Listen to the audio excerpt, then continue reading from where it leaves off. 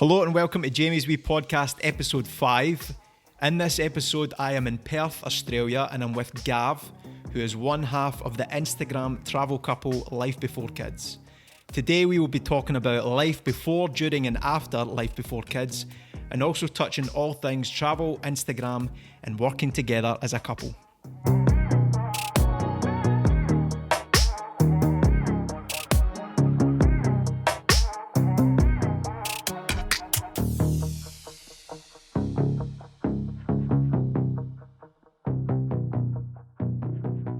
Hi Gav, how's it going? Good, mate, good. Good. Thanks for inviting me down to your house here in Manning, South Perth. Mate, thanks for having me. It's some setup, man. It's some setup. So, whose house is this? So this is my dad's house. Your dad's house. This is where I used to live before me and Mick sort of hit the road. I was here for about 2 years, I think. Okay. So it's a nice house, good setup, good location, and That's a very good base, man, I must say. it is. Yeah. How are you feeling? Are you nervous being on the podcast for the first time? Not as much as I thought I would be, to be honest. I've never done anything like this before, but I don't know. I think if you asked me this a year ago and I did this, I'd be very nervous, but just sort of the stuff we do every day, it's pretty similar. So No skin off your nose, man. Exactly. Like a duck to water. Now, what I will say is, after Ivana last week, is just don't say anything offensive and we'll be okay. No reruns for this one? No reruns for this one. Last week, I had to do 2 takes with Ivana because she said something that was a wee bit close to the bone, so I had to go back and record it from the start. So as long as you don't say anything offensive, you're allowed to swear, but just don't go, too close to the bone. We should be all right. And can I just say, by the way, it is good to be back on the whiskey.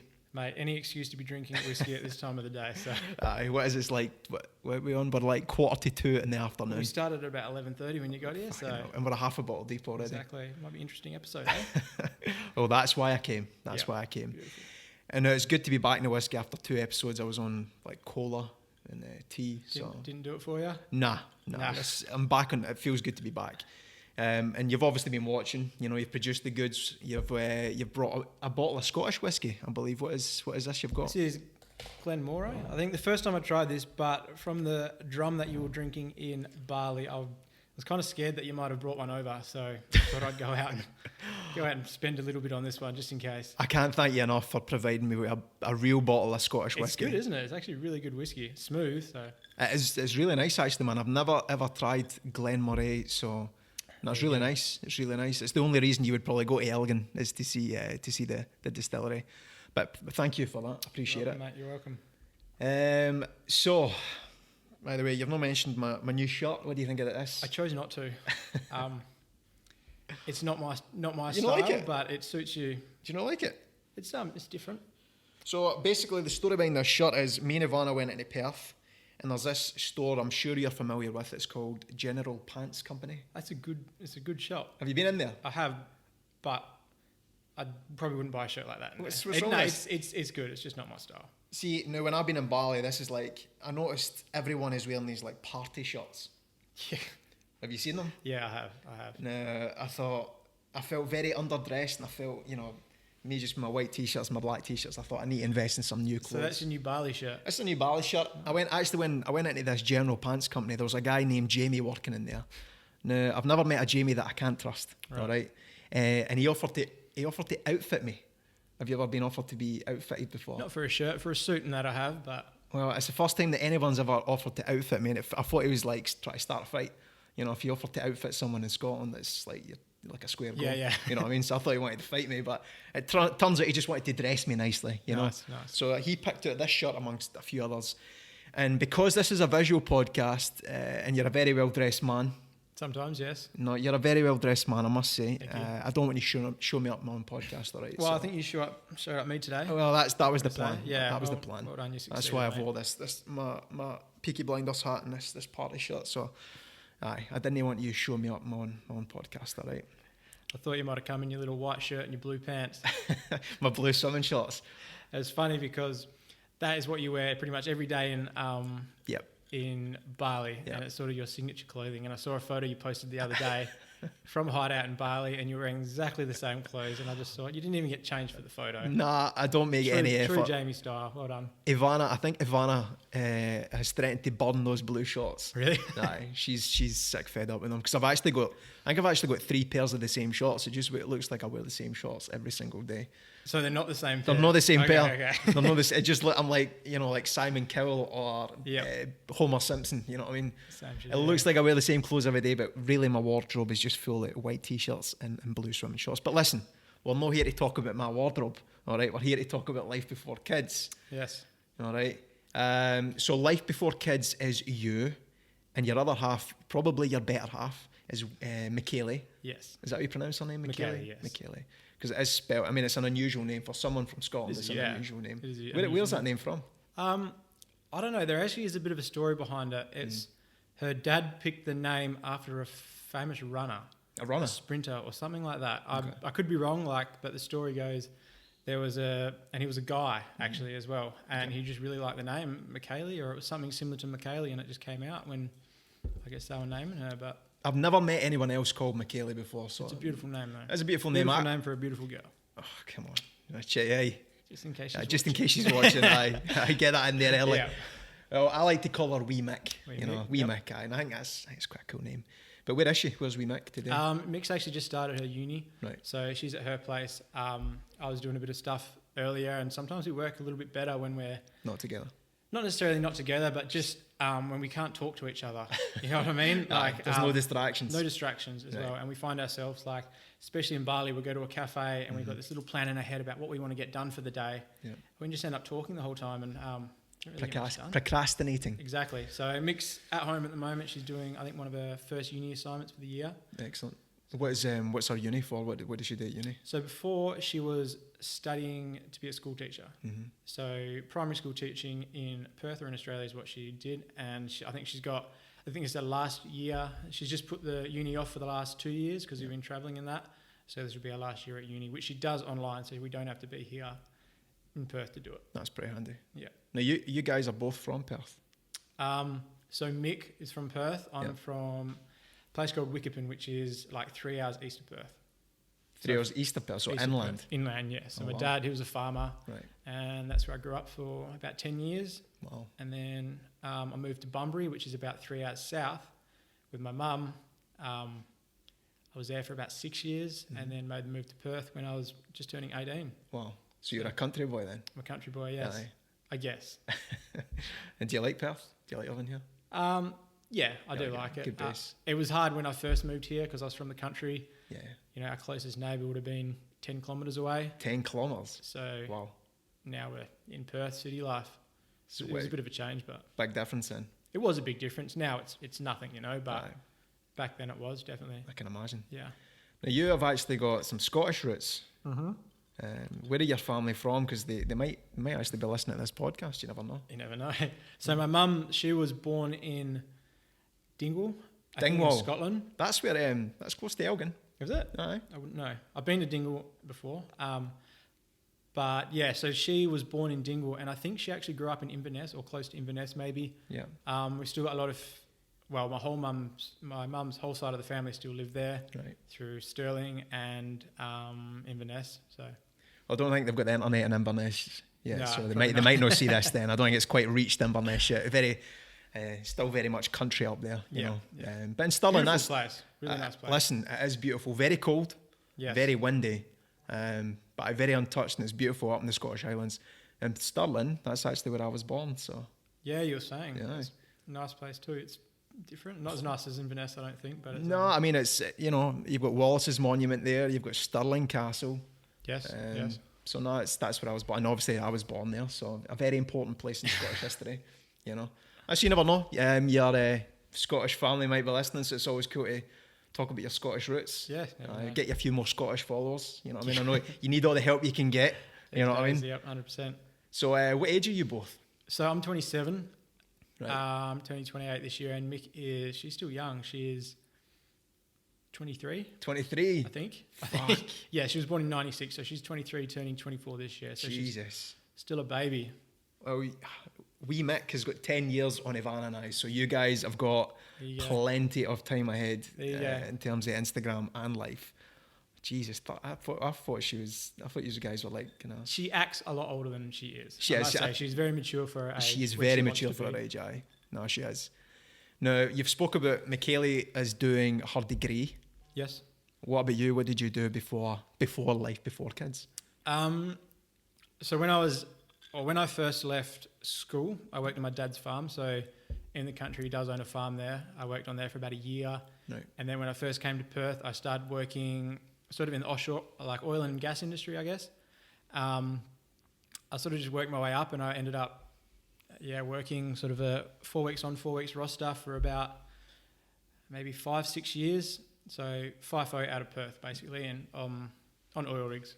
It's quite a big industry here, eh? It is a big industry, probably not as big as it is in Scotland, like in the North Sea, but it is big, and it was an industry that I didn't even know existed until Till you moved here. Till I moved there, yeah. But it was a good job. It was a hard job. Like, I got a lot of time off, but the work was hard, the labour was hard, but the money was good. And I'm sort of where I am today. I've been able to travel and I've been able to do everything because of the money that I managed to save when I was working away, sort of thing. So I, as hard as it was a good industry to be in, and I wouldn't change it for the world. I was going to say that. So that's obviously where you managed to save up the money to buy your equipment. Yeah. To fund your travels in the early days. Is that something you had in mind when you started this job? Was it a short-term thing to save as much money as possible to then go travelling, or was it just like that was just something you fell into? I definitely fell into it. Right. But like, as an 18, 19-year-old boy, you get addicted to the income like that. And big money. I know a lot of people. It is big money, yeah. And I lived a good sort of teenage years. I had all the toys I wanted and sort of did what I wanted, and that the first probably 4 years I wouldn't have saved a penny. Right. Just spent it. No. But saying that, like, I travelled, I went. You got a lot out your system. Yeah. Early doors then. Actually, you say that, but no matter what you do, where you go, you always want more. Absolutely, of thing. But that's where the sort of the love for travel came from. Yeah. I guess, and the freedom and stuff. And then it was never a plan to it was always a plan that I was going to travel and I was going to do something different. But it was never like, I ended up getting made redundant. Oh, really? And I got made redundant the day that I was supposed to go to South America on one of my trips. This was before I'd met Mick, but before we were officially together. Mm-hmm. So I got made redundant. I just received a payout from work. And the original plan was to go to South America and do sort of maybe the top of Central America to the bottom of South America for maybe 6 months. And then I had a car accident in my second day there. That's right. I remember you telling me about this. And had to come home. So it was kind of never really planned to do this or to save enough money to end up traveling full time or anything like that. It just, I guess one thing just happened and it just all fell together, sort of thing. Now, you mentioned the car accident. I know it was a pretty severe one. It was quite, It was, yeah. Nobody died in the car accident. There was a lot of people involved. I was probably the worst off in regards to injuries and that, but I think these days I'm a little bit brain dead, but it's either that or the whiskey. Well, but, combination of the both, I can imagine. Yeah, but nothing, like it wasn't too severe. Everyone was sort of very lucky. But do you think that was the moment in your life where you thought, you know what, life's too short, or all these kind of like cliches? Do you think that was a moment where you thought, you know what, I could have been a goner here. This could have been a lot worse. I want to make the most of my life at this point now.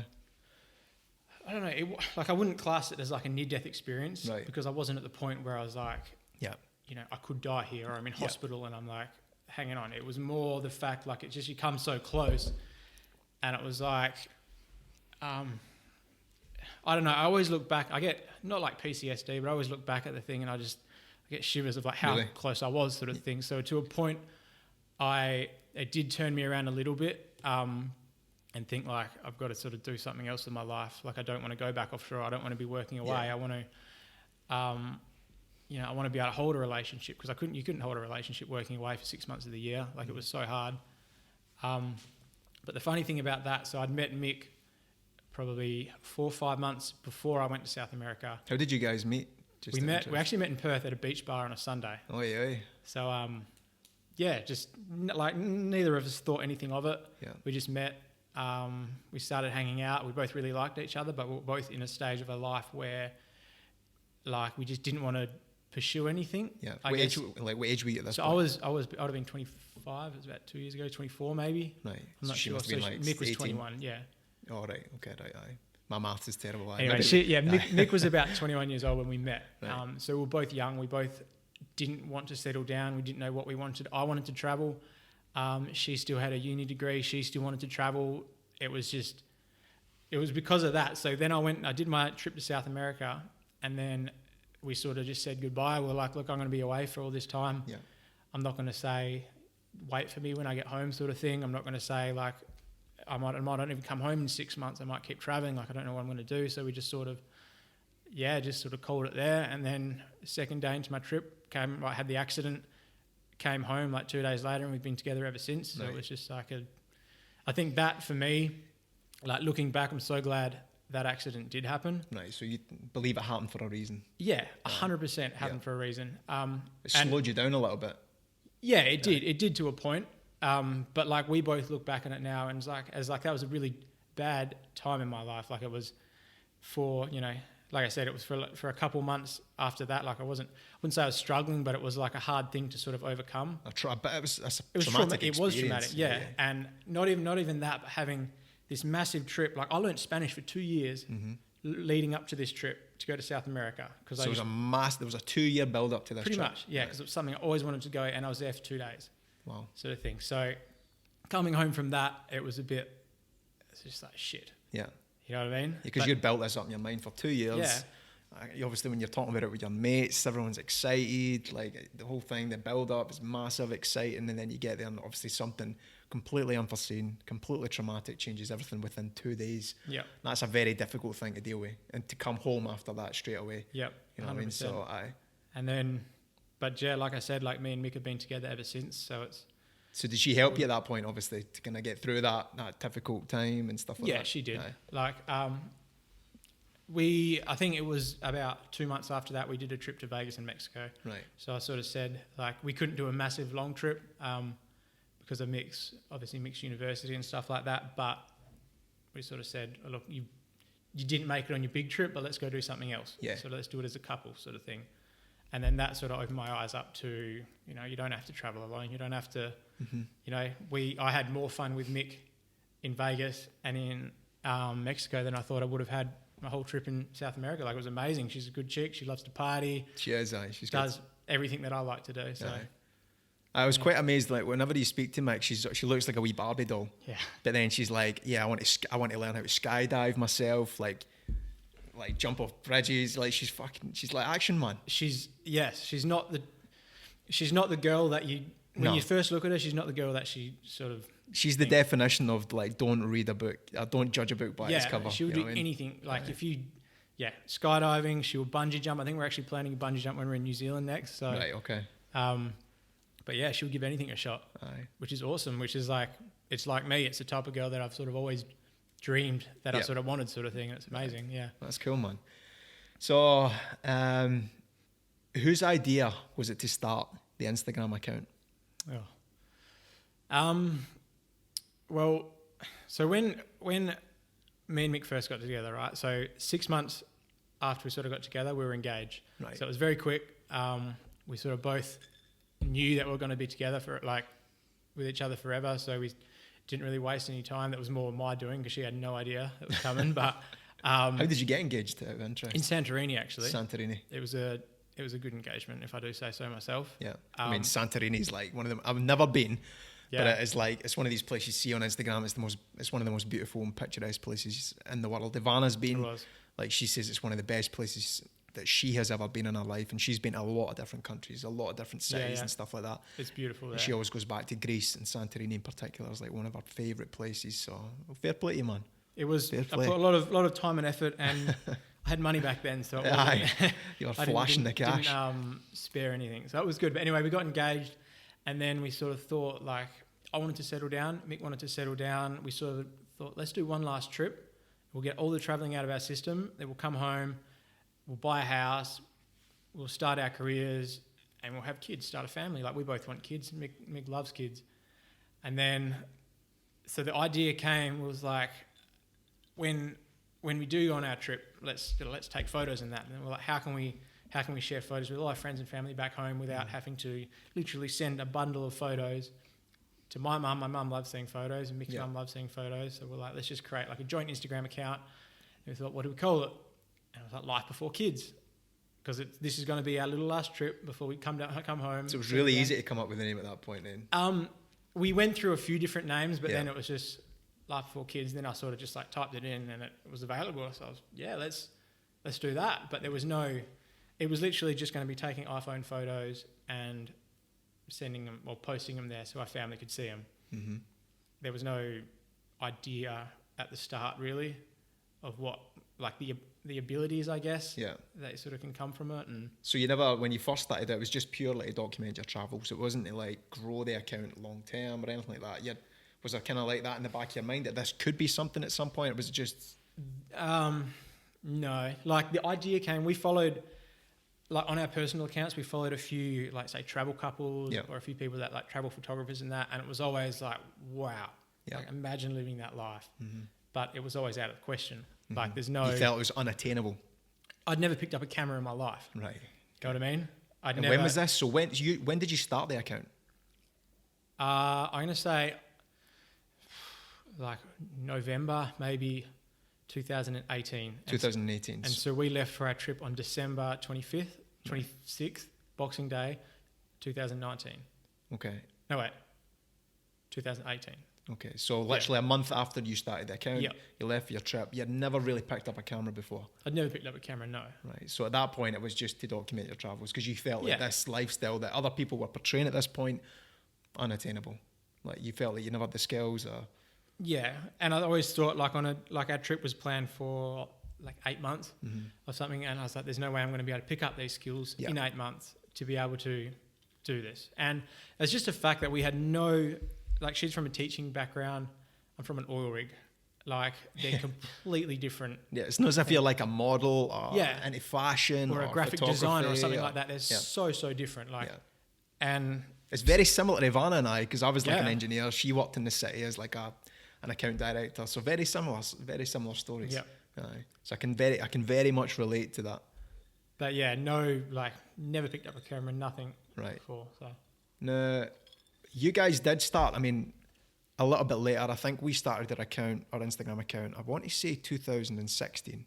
It might have been 2017. Yep. So already, like, we're a year or two ahead of you guys. And we already felt like we were a year behind everyone else.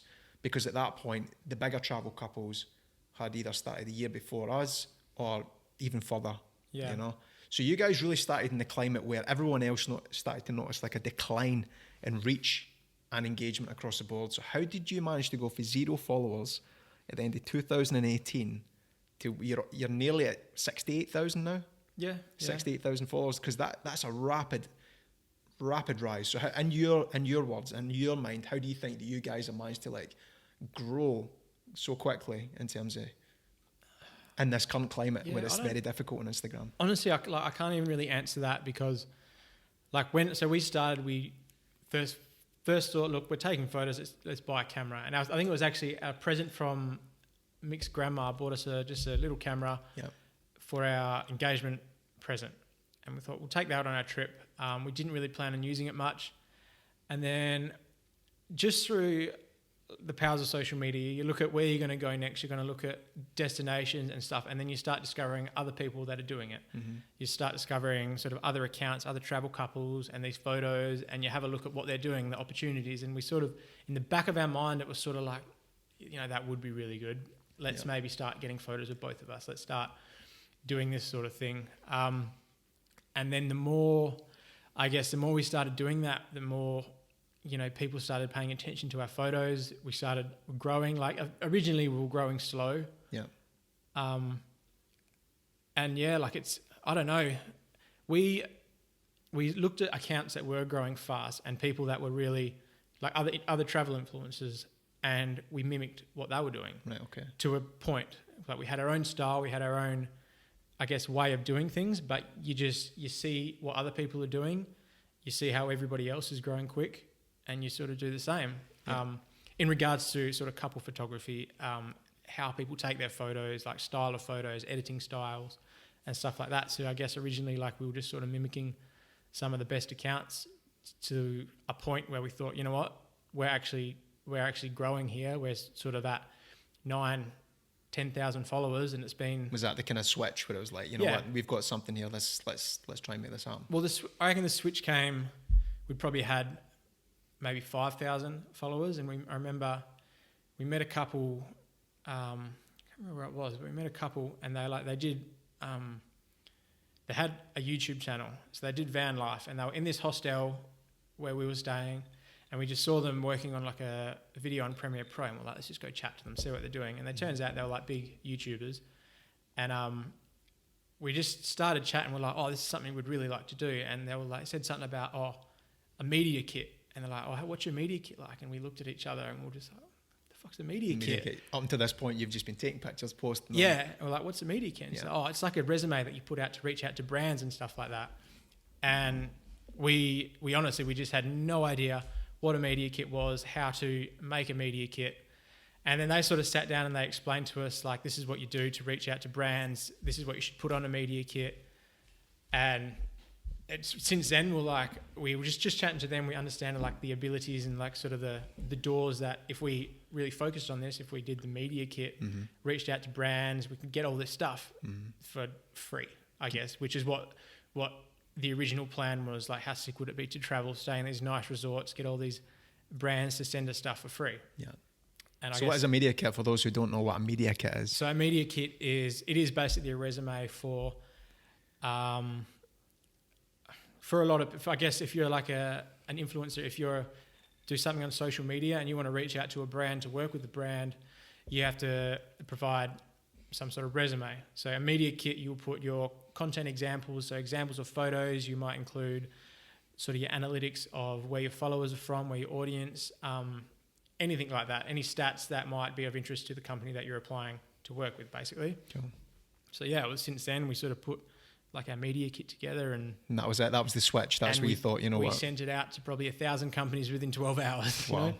Like we just sort of, and we didn't get much back to start with, but we got our first ever sort of collaboration thing when we were in Colombia. Right. Actually, we reached out to this really unique hotel and didn't expect anything back, but they said yes, and we sort of just thought, this is awesome. No.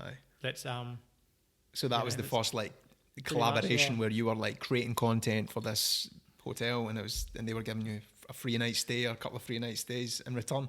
It's funny, another thing, when we were creating this media kit and we had a look at a lot of examples of other people and other media kits that other content creators have done, and each person said, oh, we are sort of blah, blah, blah, a content creator. And then me and Mick, what's a content creator? Like, what does it mean? Yeah. We are a nurse in training and a guy that used to work offshore. And then from there, we're like Googling what a content creator is. Yeah. So first thing we see on our media kit, Mick and Gav, content creators. Without knowing what it is. Without knowing what it is. Well, fake it until you make it, man. Fake it until you make it. That's it. It worked for us. So. Oh, man. So have you ever been tempted to perform any of the dark arts? People buy followers. Yeah. People buy likes. People are now, I've heard people are buying story views. There's like pods. There's so many different ways to grow an account unorganically. Yep. Have you ever been tempted to do anything like that? When this was probably back sort of when we had about 10, 12,000 followers, we were in a pod, which it didn't do much. A pod is if, say, there's 100 people in the pod, if you post a photo, you write in the pod that you posted a photo, and those 100 people will go like your photo. So they like it and comment on it. Yeah, so it is organic, like interactions with your post, but it's nothing. And that probably lasted a couple of weeks. Yeah.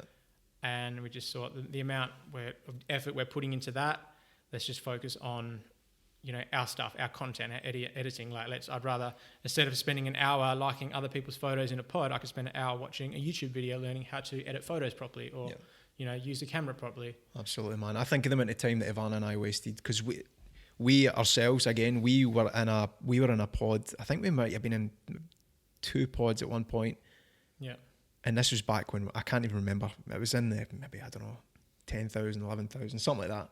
And we were the same, man. It's like, someone messages you saying, do you want to join this pod? This is the reason why. And at this point, you're chasing the numbers, and you're tempting. Like, it's always tempting. Yeah. It's always tempting to perform these dark arts.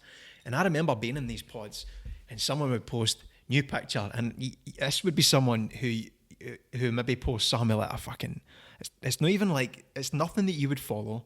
Yeah. It's nothing you would normally like, and you've got to then like this picture, you've got to comment on it, and I'm like, what the fuck am I doing with my time? Exactly, it's just not worth it. Like engaging with these people who I don't want to engage with, just so they'll give us engagement back. So again, man, like our heads, especially in the early days, man, because you get all these things like other influences, people messaging you to join this and to join that. This is the outcome that you'll get. You'll grow followers here. You'll get better engagement, all that kind of shit.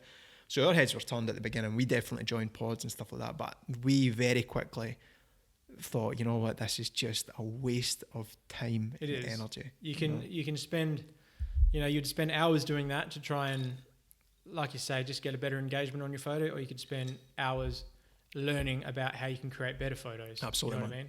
Well, I think that's part of the process of when you start Instagram and the switch is flicked. Yeah, and it becomes a thing where you want to grow and you want to get bigger and you want to get more collaborations and put your change the analytics and your media kit and stuff like that. So your head's very easily turned. It's very easy to get drawn into these dark arts. It is, and it's as well as a lot of people, they get, if you're posting a photo, and especially when we started getting sort of 1,000 likes on a photo, it's a good feeling. Like it's like a little feeling of like popularity sort of thing. Yeah. And chasing that feeling, I guess, or wanting another 100, another 200, like as bad as it is to say how good it makes you feel at the start, it does. And I feel like a lot of people, that's people that are in pods, that's what they're chasing, I guess. They're wanting that little boost of popularity sort of thing. Yeah, numbers have got a lot to answer from that. They do, but there's just so much better things you can spend your time doing, like creating, like I said, learning to create better content, it might take another month to get there, but in turn will bring you more interaction and that. And in regards to buying likes and buying followers, that's something that we've never done. That's something we've always said from the very start, as well as that same couple that we met, they always sort of said, like, when you're reaching out to a brand, they're going to ask for your engagement rates. They're going to ask for stuff like that. And if your numbers, if you buy 100,000 followers, but you're only getting 1,000 likes, if your photos are only reaching, say, 20,000 people, the numbers aren't going to add up, if you know what I mean. And then absolutely, man. And absolutely. And it has been tempting at times. There's been times where we've reached out to brands that we've really wanted to work with, and these brands have messaged back and said, sorry, we don't work with influencers under 100,000 followers. Yeah. And then you go through and you look at who they've worked with. Yeah. Like I could go into this for ages and talk about it. And absolutely, man. That's another episode. But then you just get a little bit disheartened. You're like, well, these guys, obviously haven't checked their engagement rate. They're getting sort of 500 likes and they've got 300,000 followers. Something doesn't add up here, but you're willing to pay them to work with them. And it's been tempting times like that. Of course. But this day we're so glad that we were natural, kept as organic as possible. And in turn, it's proved more beneficial for us. Absolutely, I think so, man. Because the way I see it is it's fraud. Now, say let's talk on the grander scale. Let's say people who have got, say, someone who has 1 million followers who get massive brand deals with people like American Express or whatever, just as an example. Now, imagine American Express comes to you and says, "Wow, you've got 1 million followers. We want to pay you $10,000 per Instagram post. Let's say 850,000 of those followers have been bought. Yeah, that's fraud, because they are giving you that money in the faith that your audience is true. 100%. Do you know what I mean? It is, yeah. So I think, and it is something that needs to be highlighted, and I'm sure I'll talk about it more in this podcast. In terms of the amount of overinflation on Instagram and with people performing things behind the scenes and stuff like that. But saying that, like, I'd never, people do it and it's everyone else's choice if they want to do that and if that's how they want to grow, sort of thing. Of course, man. Would never say it's a wrong way of doing it. I think everyone's just got their own. Of course, because all it takes is for Instagram to come along at some point and just purge. Yep. I don't think it'll ever happen, because even Instagram would lose a lot of fake followers and stuff like that. But then those accounts, like, if that happens, then what have they got? Exactly. You know what I mean? They got no leg to stand on. Exactly, and I guess their whole career that they've built on the last 5 years doing that, just sort of nothing anymore. So. But that's good to know, man. I mean, everyone, I've never met anyone who hasn't been in a pod at some time in their life. Anyone who's trying to make this a thing, anyone who's chasing collaborations or trying to turn this into a monetization thing, you know. Yep. Everyone has been in a pod at one time in their life, especially in the early days when you're a bit wet behind the ears and you don't really know the industry and you don't really know these things. You'll literally try anything to get ahead, to try and get out of the dogfight and into the part where, you know, you're actually getting some brand deals and stuff, you know. Well, 100%. I know for a fact that there's accounts out there that have used pods or have used other services, not necessarily buying followers or buying likes, and they've exploded. You know, they've grown massively, and they're getting massive brand deals in there, and they do have organic interactions with their photos and stuff like that. I'm not 100% sure what they do and stuff like that, but I know things out there, like again, we could talk about it for ages. But for you, let's just focus on life before kids. You guys have kept it as organic as possible. You've just focused on the content being the thing that helps you grow. Yep. Now, as I say, everyone, especially right now, more than ever, everyone is complaining that Instagram growth and reach and everything is suppressed. You see it on stories all the time. People complaining, oh, my growth is down, my reach is down, all that kind of stuff. For anyone who might be going through that at this point, is there any pointers you could give them in terms of to help them get out to help them grow or to help them get to grow their reach or anything like that? We're through that right now, I guess. Like you said, we're at 68,000 followers. Mm-hmm. We were growing, sort of a couple of months ago, we were growing sort of 300 followers a day. We're growing on a steady rate. And for the last 2 months, we've been at 68,000. We're going down, we're going back up. We haven't even... Really? Just kind of stagnating then? It does, and to a point, it's like a little bit, you lose motivation. You know, you grow so much to start with, or you get to a certain point and then you just stop. But something for us, like I said, we've built an audience. We've built an audience that likes seeing our content. We've got literally a group of loyal people that will like and comment on every single one of our photos. Yeah. So if we were to stop posting and just saying, I'm not going to post until, you know, our growth goes back to normal or something like that, it's just, you know, what about the 3,000, 4,000, 5,000 people that will like every single one of your photos every single day? Yeah. Sort of thing.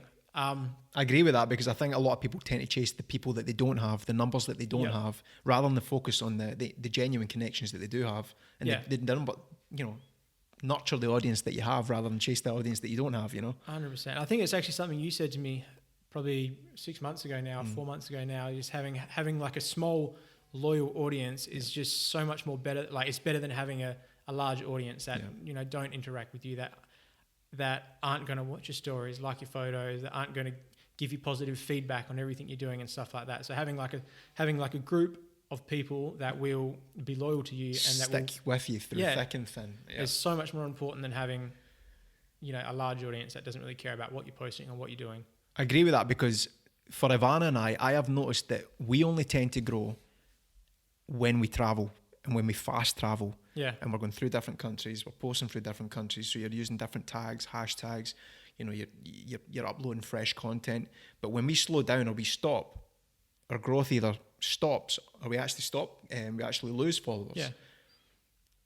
So the people who genuinely stick with us, you know, it's the people who stick with you on a wet Tuesday night where you're not on Bali and you're not doing anything, and they're still commenting, they're still reaching out, they're still DMing.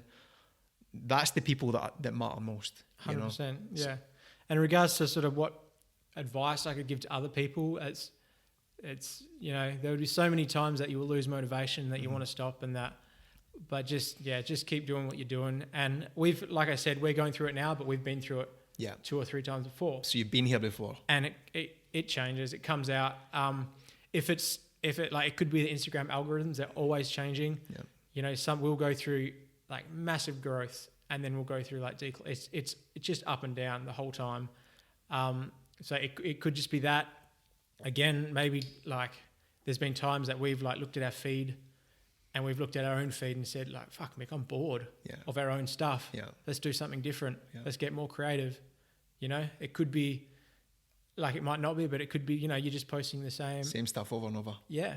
Maybe just look at it from a different angle, sort of thing. Yeah, it's good to know, man. Yeah, find your own style, find your own way of doing stuff. Don't be afraid to switch things up. Exactly. Yeah. I think we've been guilty of that. It's like, sticking with what we think people want to see rather than what we want to post. Because, if you're not posting things that you want to post and you're just kind of following the trend, then that kind of shows, and people see that. People don't want to see the same things that everyone else is posting, especially if it's not your own style and it's not your own wording. You're not using your own captions, and it's not coming from you. It's not your personality. Yeah, and we that relates to us so much. When we started this and we started growing, we're like, we want to be like a travel page. Yeah. We want to show these unique destinations that we're visiting. We want to show these amazing photos at these places. But the photos that we post, when there's literally, this is a framing of just me and Mick, and they're close up, more portraits, they get like 4 or 5 times the response of the other ones. And that's not necessarily what I want to post, but it's like, that's what's making us grow. That's what's doing this. So, and I do enjoy that. I do enjoy taking those sort of photos and that, but it's a lot different from the original style that we wanted to go with to start with. So it's sort of like we found our own niche, I guess, from there. Well, that leads us nicely into the photography aspect of things. So you mentioned, was it your gran who bought you your first camera? Michaeli's grandma bought us Michaeli's first camera, grandma. And what camera did you start out with? We had a Nikon D3400, which was secondhand off Gumtree, I think. I think she got it for like $300. Wow. Or something like that. That's all we wanted. Just something cheap, just something to get some photos. So. And you used that right up until recently? Well, I used that, and then when we're in, I think it was in Peru, maybe, we upgraded, but we upgraded to a D5600, which is the same camera, but it had a flip screen. Okay. Because we wanted to start a YouTube channel. Okay. That never happened. But that's why we upgraded that camera, because we just thought, let's get one with a flip screen. It might entice us to do a YouTube or something like that. But again, like nothing came from it. And I think we spent $1,700 on a camera, which is exactly the same as the first one, and just never did anything with it. Okay. So what camera do you have now? So same as you, we got the Sony A7 III. Right. Which is a good camera, like it does the job. Actually, it's a really good camera, and it really took our photography to the next level. Like, I don't want to say that, upgrading a camera is everything, because it's not, but it definitely opened up like a lot more sort of opportunities, I guess, for us, and like, especially in regards to videography, shooting at nighttime, shooting in lower light and stuff like that, which I couldn't do with the camera before.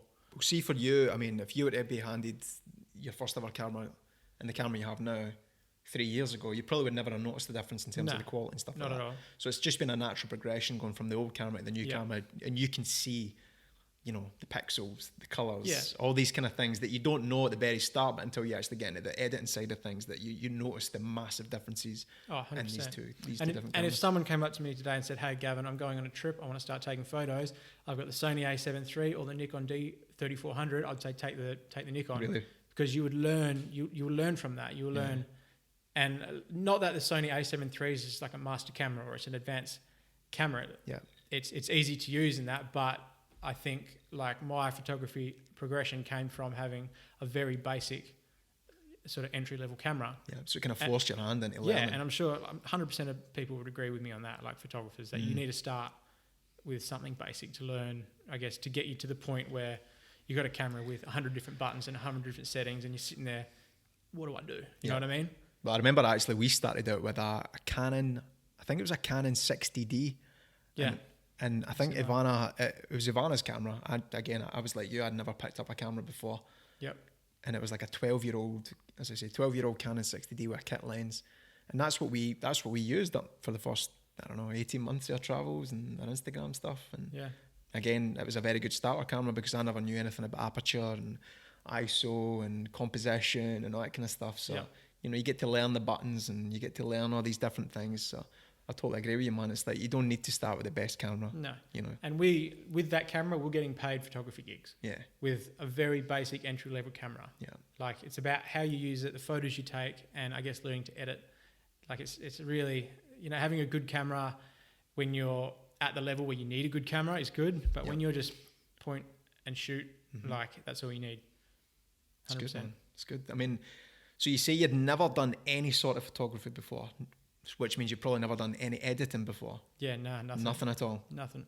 So who would you say in the early days, in the Instagram world or the photography world or anything, who would you say inspires you in terms of like composition to begin with? Like in terms of like compositions, obviously the way you set up the picture, where things are in the frame, like your poses, all that kind of stuff. Who would you say inspired you for that side? Like not the behind the camera stuff, the in front of the camera stuff. I think like in regards to everything was Marie and Jake. Right. So they're another travel couple, and it was sort of just when we first sort of started our Instagram account. Mick had been following Marie and Jake for a long time, and then she sort of like, look at these guys, look at their photos and stuff like that. And it was actually a photo of them that I saw in a resort in Marrakesh, and that sort of clicked to me. I was like, fuck, it would be so good to be able to do this, to travel the world, just take photos, to be able to stay in these awesome sort of places. Yeah. And, you know, 6 months forward, we were staying in that same resort as they were. Yeah. Oh, that's quite cool. And yeah, we actually put a post up about it, and we messaged them about it too. And we're just like, this is amazing. Yeah. You know, like, you guys inspired us to do this. And 6 months later, we're doing exactly the same thing you guys are doing. I think in terms of Marie and Jake, they're probably an inspiration to a lot of people, because they are, for every travel couple, they tend to be the market leaders in everything that happens, and everyone else who does something after them, it tends to be not a copy, but that, you know, you can definitely see the influence there, whether it's the way the picture's taken, the poses, the dress, and all that kind of stuff, you know. So I think Marie and Jake, they definitely inspired us in regard, like in front of the camera and everything behind the camera as well. They're, you know, like, I've never met them, you obviously have, but they seem like, in regards to photography, like, and their Instagram page and what they do is amazing, but the message that they provide behind everything that they do as well, I guess, is good. Like, you have all these influencers out there, but like, a lot of these people don't actually influence much, you know what I mean? They don't really have a message, they don't really do anything with their... Or they're just like, no, it's like a regurgitation of someone else's message. 100%. Yeah, they've seen someone else give a message that works, and they go, oh, you know what? We're going to copy that message because that works, and we're just going to say the same things, the same rhetoric, you know. Yeah. So I understand what you mean. But the thing about like Marie and Jake, they've done so much for, you know, a lot of people, you know, and they've inspired a lot of people. And like I said, me and Mick, we're sort of proof of that. You know, they inspired us to do a lot of things, and here we are now, sort of thing. So, yeah. That's cool, man. That would be there is a few people that have really inspired us. But you would say that they two are your biggest inspirations? That would be our biggest, not so much now, but... At the moment we're starting. When it was important. Yeah. They were our biggest inspirations, yeah. I must say they were the same for us. I don't know if I've mentioned this before, but when Ivana and I started out as well, like, I never knew anything about Instagram. I never knew anything about Instagram travel couples. Ivana followed a few, and Marie and Jake were two of the people that she followed. And again, in the early days, you know, these are the kind of people, because you see the life that they're living and the messages that they're portraying and the pictures that they're taking. You know, it's you naturally gravitate towards these people because they are in the travel niche, which is the niche that you're obviously in and you enjoy and you want to be a part of. So again, I must admit that Marie and Jake they were a big inspiration for us as well. So I understand that. But what about the editing? You say that Marie and Jake also inspires you in terms of the editing as well, or was there any other photographers that inspire you in terms of editing? Or it was hard, like at the start. So Marie and Jake's presets, so their editing presets, so the editing filters, at the start we bought them. So you started with presets then? Can I help you learn? And because we didn't know anything about Lightroom, so we literally downloaded Lightroom app on the phone. We bought their mobile presets. We put one of their presets on each photo. Didn't like adjust it at all. So you didn't tweak it at all. You just used the base layer and just like And we did that for, I'm going to say, 2 months of our trip, and then we sort of thought like the Instagram, everything that you're showing comes down to your photo that you're posting, which comes down to your photography and your editing. And I sort of thought, like, if we want to sort of grow, if we want to do something, we're going to have to sort of create our own style. We're going to have to do something else. So Marie and Jake provided you with the base to learn how to composition and photos in terms of the editing. Because obviously when you download and you buy people's presets, you can see every dial that they've adjusted. So it gave you a good idea of, they've moved that and that changes that. They've moved that and that changes that. Yeah. So that was a good learning curve for you. It was. You felt like not just Marie and Jake to start with. Like, I think we would have bought a couple of other presets. I think we downloaded a few from the internet, and that was at the stage where we sort of thought we need to start learning what everyone else is doing, sort of thing. We need to learn how to edit. We started watching hours and hours of YouTube videos, you know, just free content that you can learn. And I guess we just sort of learned myself. I started developing my own presets, and it's only really been, I'm going to say, the last 2 or 3 months that we've really developed our own sort of style of editing, I guess. Like, because it does take time. Oh, 100% it does. For someone, again, we're very much in a similar situation, but for someone who's come from no photography background, no editing background, it takes a long time for your style to come through and your own editing style and what you like. Because when I look at your pictures, they're not the usual in terms of editing when it comes to travel couples. Travel couples tend to use very white, bright, colourful pictures. Yours is very like dark, vignetted, moody. You know, so you can definitely see that you've developed your own style in that. Yeah, and those sort of edits, they will take me like 3-4 times as long as any other sort of edit would do. But it's I love editing those sort of photos. Yeah. We get an amazing response. Some of the photos we used to post, you know, we get a lot of comments and we get like a good reaction about it. But now like 90% of our reactions are like, oh my God, I love your edits. Like, teach me how to edit. Have you guys got presets and from there it developed a bit of a passion to, like, you know, we've gotten a reaction from this style that we've created, and like, let's make this ours. Well, not necessarily ours, but let's stick with this. Let's create a style for us. Which I must admit, it's very difficult to be unique in this niche, the travel couple niche specifically. But I must admit, your USP definitely is your edits in terms of how, again, they're very dark and moody. Yeah. And I gravitate towards that. I actually prefer the dark and moody look. Some people do, some people don't. Yeah. You know? We tried it when I was in Scotland, because I had no option other than to be dark and moody. Moody Scotland. Because it was fucking dark and moody every day, so I couldn't make it bright and fucking white. So I went down the dark and moody route, and it didn't work for us. Yeah. It's probably because no one wants to see fucking rain in Scotland in their pictures, because I think a large part of our audience is probably UK. You know, they want to look on Instagram to see the Balis and the tropical blues. They don't want to look on Instagram and see what they see out the fucking window. You know what I mean? Yeah. And we were providing them what they could see out the window, which is dark, moody, and raining. So it didn't work for us, but obviously it works for you, and you do it very well, I must say. Well, it was a Bali photo. Actually, we sort of developed this style, and we had our feed was like a moody one, a lighter one, a moody one. And there was probably a month we were a little bit confused about what we want to do. So we posted a photo, and I edited the same photo twice. Yeah. And I made a really light, bright, sort of vibrant sort of photo. And I edited the same one in a moody tone. And I asked our audience, I was like, what do you guys prefer? And I'm going to say 80 to 90 people preferred the moody one. Wow. And that's what I enjoyed editing. So I just thought, you know what? Perfect. Let's stick with it. Yeah, 100%. That's cool, man. So how do you edit your photos? Like, what's the process? What software do you use? And how long does it normally take you to edit one Instagram feed picture? Okay. It's a tough question, because it's like I'm learning every day. Yeah.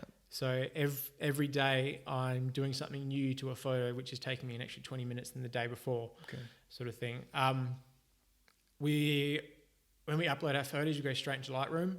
I have a base preset, which I made probably 3 months ago, which I've sort of been using that on every photo. And that is just very, very basic edit on that. So it just like sets the colours, sets the light and stuff like that. It's basically... So it keeps the consistency on the feed and the consistency of the edits. Yep. And from there, I'll probably spend maybe 20 minutes, 30 minutes, depending on the photo or what it is, adjusting all the effects in Lightroom, basically. And then recently we've started using Photoshop at probably 60% of the time it takes to edit. So after we've done that, we will export to Photoshop, and that's where we make the photos moody. That's where we create sort of soft, vibrant tones.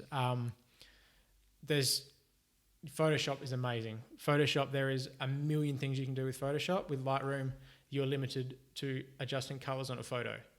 Photoshop, you're limited to whatever your imagination can think of. So you think Photoshop took your photo editing skills to the next level? 100%. And we don't make our photos unrealistic at all, but it's given us the ability to change the lighting in a photo, change the shadows in a photo, fake a sunset if you have to. There was a photo that I took at a resort in Bali. It was off an infinity pool, and there was the clouds just happened to form this big love heart shape. And we went there to set up or anything, but I just took the photo. The next day, I got one of us standing at the end of the pool and just happened to merge them together. And it was one of our best performing photos that we've done. Yeah. But if we hadn't learned Photoshop or anything before that, that would have just been 2 photos that would have kept separate on my laptop. Well, I noticed the pictures you put up last night from Las Vegas, and it was it 3 different images put together? Yeah. So again, that's, I guess, like the process of Photoshop. The Bellagio fountains, we had to, part of the agreement with the Las Vegas Tourism Board, we had to capture a photo there. And I don't know if you've ever been there, but when the fountains go off every 30 minutes or whatever, there is thousands of people that will crowd the fountain, and you can't set up a tripod, you can't get a photo. So we went back, I think, about 4 or 5 times, and we tried to get a photo each time, and nothing worked. And then the other night, I was just sitting on my laptop, and I was like, well, I've got to put something together for the Bellagio fountains, and I just managed to get, I got a photo of the fountains separately. I got a photo of us when the fountains weren't going because there was no people there. And I got a photo from the desert of the night sky that I put, and it just worked. You know what I mean? Like when I seen the picture, the finished picture, I knew that you probably brought in the sky, because the night sky is very difficult to capture because it's like a long exposure. And with the lights of the fountain, you wouldn't actually see the star in real life. Exactly. Would. Yeah. I knew there was probably 2 pictures put together there, but the way you put the 3 pictures together was really cool, man. Yeah, really cool. And you can see, I've sat and watched you edit when we were in Bali together, and it's amazing to watch you that you go between Lightroom and Photoshop very effortlessly, and you can see that you've got a clear process in your mind, and it's very much your process. It's not as if like maybe in the early days where you were copying a marine jake, but you were inspired and influenced by a marine jake. Now it's very much, you can see that you go to Lightroom, you go between Photoshop, and it's very much what you're recreating in your mind. So you can see that you guys you're now at a point where it's very much your own style. We've developed a process and a style which is very unique for what we're creating, I guess. And it's, as well as that, it's really opened our eyes up to if we're at a location and we're trying to get a shot, we've got something in mind, and if I know I can create that in Photoshop, I can take a photo here, I can take a photo of the sky here, I can do this here, and I can just merge them in Photoshop later. I don't have to worry about waiting for the perfect time. I don't have to put the mic there, the perfect moment on the camera. I know how to do it in Photoshop later. So it's just, like I said, it really just opens up so many doors. That's cool, man. And again, in terms of the Photoshop aspect of things, how did you learn how to use Photoshop? Was it just through YouTube? Was there any courses you took? Or I never actually I wish I did.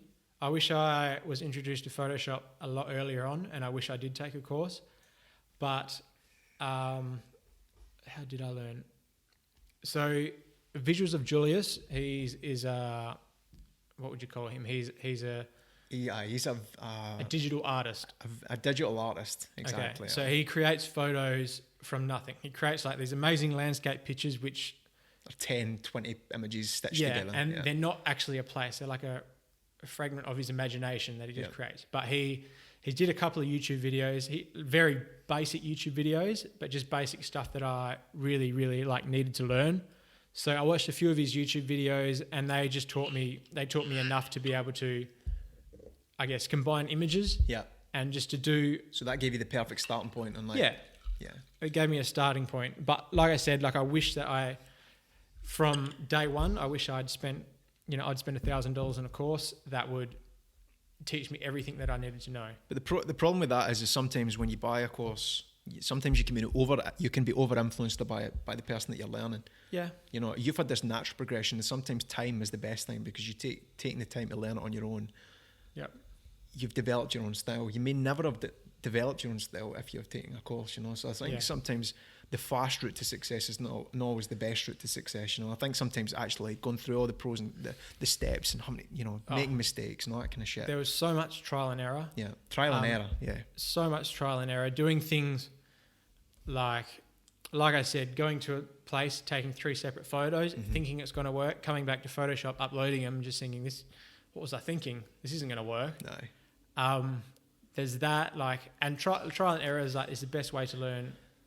From everything. And time, putting time in, spending time being shadowed by other people, or just Jonas looking over his shoulder, especially on that Komodo trip that we did, like just taking little things from different people that you can apply to your photos, or you can apply but then change it in your own style later. Absolutely. I think one of the best things about getting your Instagram to a certain size is that you do get opportunities to be around other content creators. Especially in Bali. Because it's like the fucking centre of the fucking universe when it comes to content creation and digital nomads and stuff like that. So you and I have been very lucky to be around people like Jonas, aka the Freedom Complex, and other people who are very, very talented and also very willing to help you and develop your skills, you know. So again, Jonas stayed with us at the same guest house that we stayed at. And me and you would watch him edit, I would watch you edit, you know. And again, in the early days, like Ivana and I had the opportunity to see Marie and Jake edit, George Hammond edit, and it's like you take a little bit of something from everyone, and it's amazing to be in that environment, to see people do what they do firsthand, you know what I mean? You learn so much from that, you know. So we're very lucky in that respect. Yeah.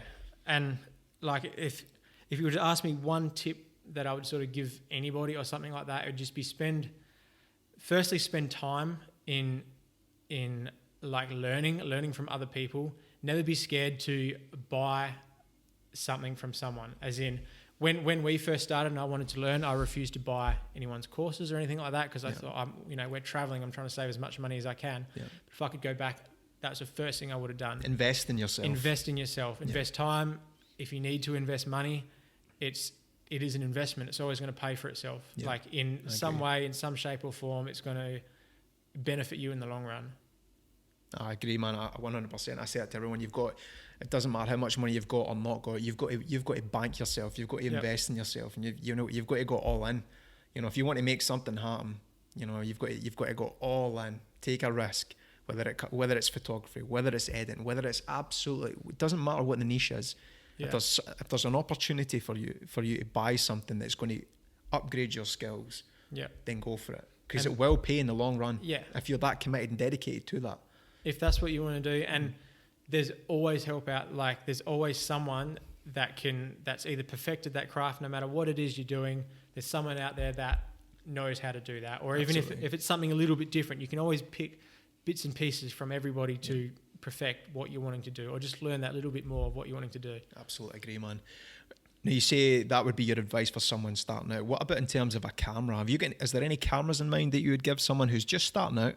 Like it doesn't cost an arm and a leg. You don't want to buy if you can afford a Sony A7 III or whatever, then buy one by all means. But if someone's starting out, is there any starter cameras that you would recommend for someone who's just getting into photography? Honestly, I would go for an early model Nikon or a Canon. I've never used a Canon, but I know they're very similar. But like I said before, they taught us photography. You know, they're limited as to what you can do, but when you're starting out photography, you're not going to be out in the middle of the desert at midnight shooting astrophotography. Yeah. You know what I mean? Yeah.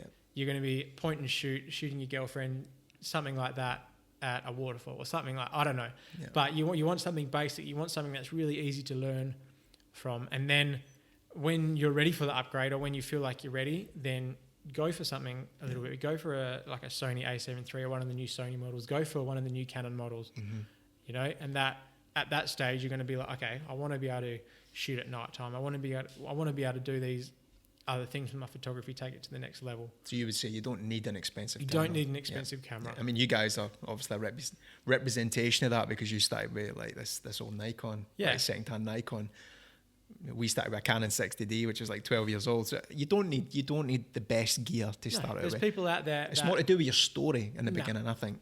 100%. But there's people out there that have literally built accounts from 0 to 50,000 followers with an iPhone. Yeah, absolutely. And the new iPhones are as good as, if not better than most. If you're going traveling and you're a bit unsure about what you want to do, just take your iPhone, take some photos, buy some iPhone presets, and then just see what happens. See if you develop a passion for it. See if you want to go further with it. You don't need to, if you're thinking about taking this journey and you're going out traveling the world, creating content for these massive brands, doing this stuff, you don't want to be spending $6,000-$7,000 on camera and lenses. Yeah, it's just like, it's very much walk before you can run. You know what I mean? Take your time. Now, if you're the photographer, then you're the editor. What about wee Mick? What does she do in this whole life before kids? Nothing. She does nothing. No, be careful, because I've seen you say that to her before, and she does not like that. She's definitely the brains. I would say. She does a lot. And to be honest, she probably does a lot more than me. So behind the scenes... She does a lot of the dog work, I've noticed, you know. Yeah. So every day you wake up and there will be 40, 50 messages. Yeah. Which we're very... I guess so loyal, we're very punctual. We will always reply when someone messages us. Absolutely. And if you're replying to 40 messages with a decent reply every morning, that's 2-3 hours of your day gone.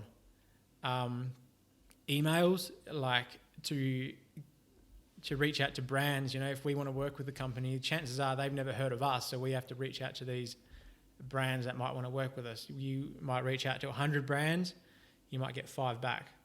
And the 95 that you don't get back, there's probably still about 5 or 6 emails that go back and forth. Yeah. And that's what Mick does. And she writes a travel blog as well. So she's got the blog. She's got the blog as well. I don't do any of the blog. I don't do any of the website. I don't do any of the emails. Yeah. I don't do any of... I do some of the messages. Yeah. If you message us and you get a really blunt response back, I'm really sorry, but that's probably me. Because you're in the middle of like editing a picture. Yeah. No. And just... Yeah. I'll tell you what you want to know. Mick will tell you what you want to know, plus everything else. And ask how you're getting on. How's the family? With a smiley face. You know what I mean? How's the family getting on? You're right. Aye. So to be honest, she's probably got a lot more of the workload than me, but I'm the one that's created the little editing style, and I'm the one that does editing all the photos. And so you've got your photography and editing bubble, and basically she just protects that by dealing with everything else. It's a 2-person business. At least. I couldn't do it. We would love to have someone else with us, but what we do now, like we work a job. I'd like to say we work a 9-to-5 job, but we probably put more hours in than that. You know, we're not slogging away on a shovel or a hammer every day, but we're doing work. We're reaching out to brands. We're editing photos. We're putting in the hours to get where we are now and to create an income for ourselves. Yeah, and it's definitely a 2-person job. Absolutely. Like I couldn't do it without her. She couldn't do it without me, and I don't know how people that do it by themselves, I honestly don't know how they do it. Me neither, man. I have no idea. No idea. Like, because we've got a very similar setup, Ivana and I. Like, I take the pictures, edit the pictures. It wasn't always that case. I think Ivana actually started off taking the pictures and editing the pictures, and really? I just overtook. I was just very dominating. I just took over. But at this point in time, like, that's what I do, and she deals with all the emails. She deals with, like, she's building a new website, like she's doing a lot of stuff, and it's all these things that are very tedious and take a long time, you know, which is why it takes 2 of you.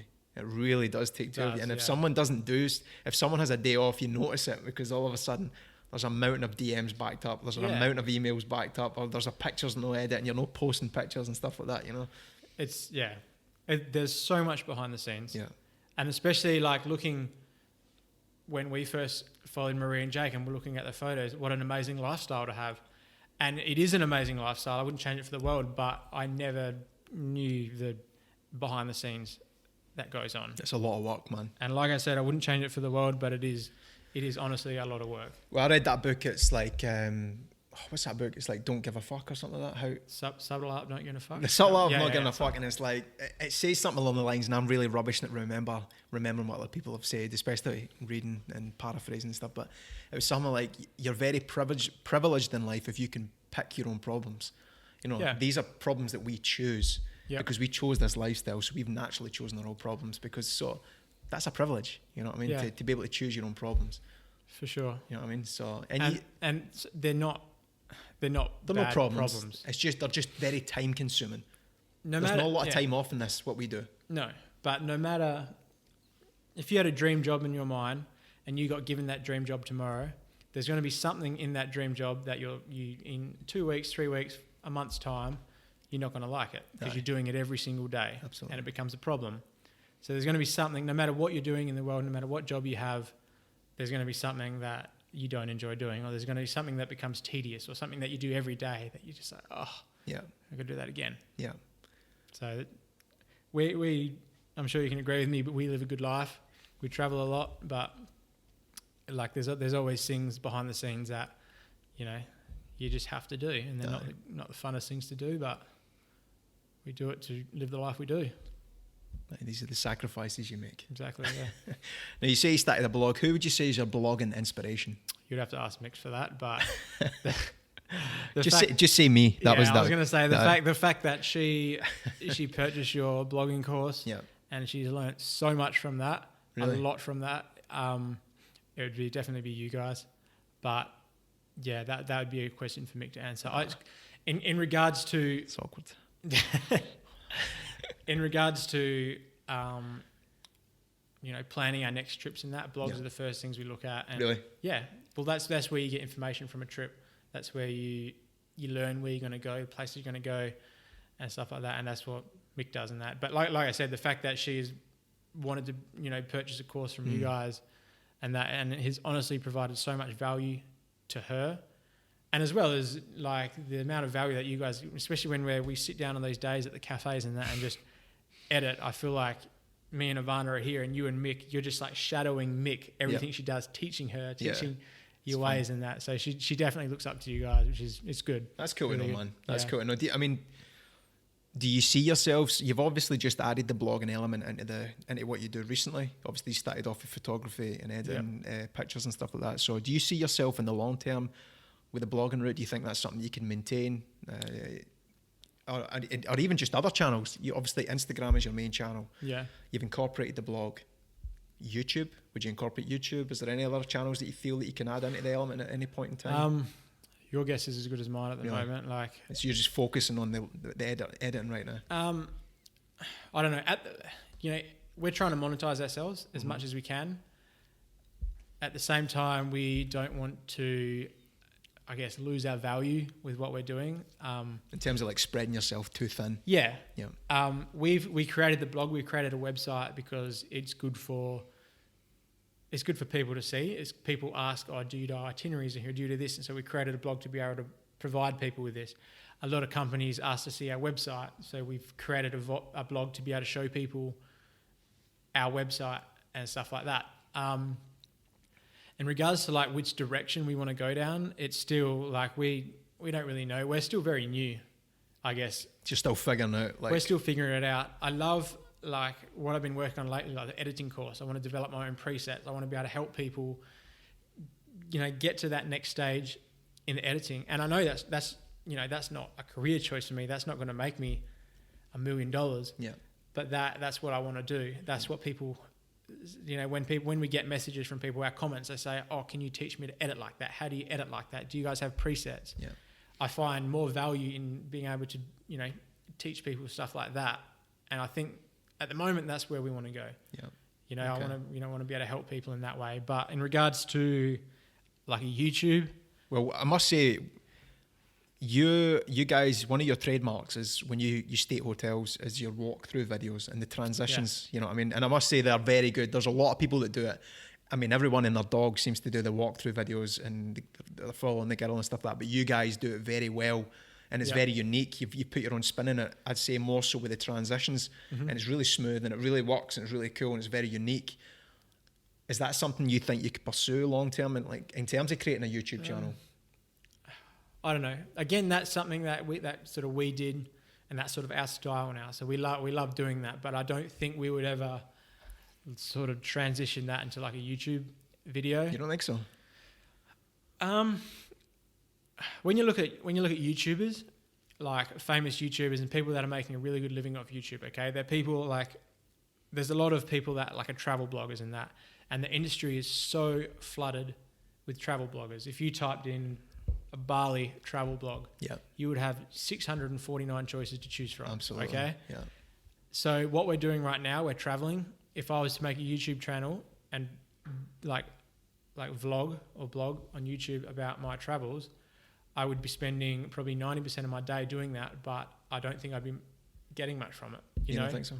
No, I don't think I would. Like, we would get views from our audience and stuff like that, but I don't think it would be enough to, surpass the other people that have been doing it for 5 or 6 years that have got, 7 or 8 years of photography experience and videography experience, creating these massive, look at people like, I don't know, Christian LeBlanc or someone like that. These people have been doing it for years, and they've created a living out of it doing YouTube. They're really good at creating cinematic travel vlogs. But I don't think if I was to start now, it'd be another 3 or 4 years before I get anywhere near that stage. So I think I'd rather focus our skills and our attention on what we're good at now, or maybe something that something that not every man and his dog is doing. Fair enough. Yeah.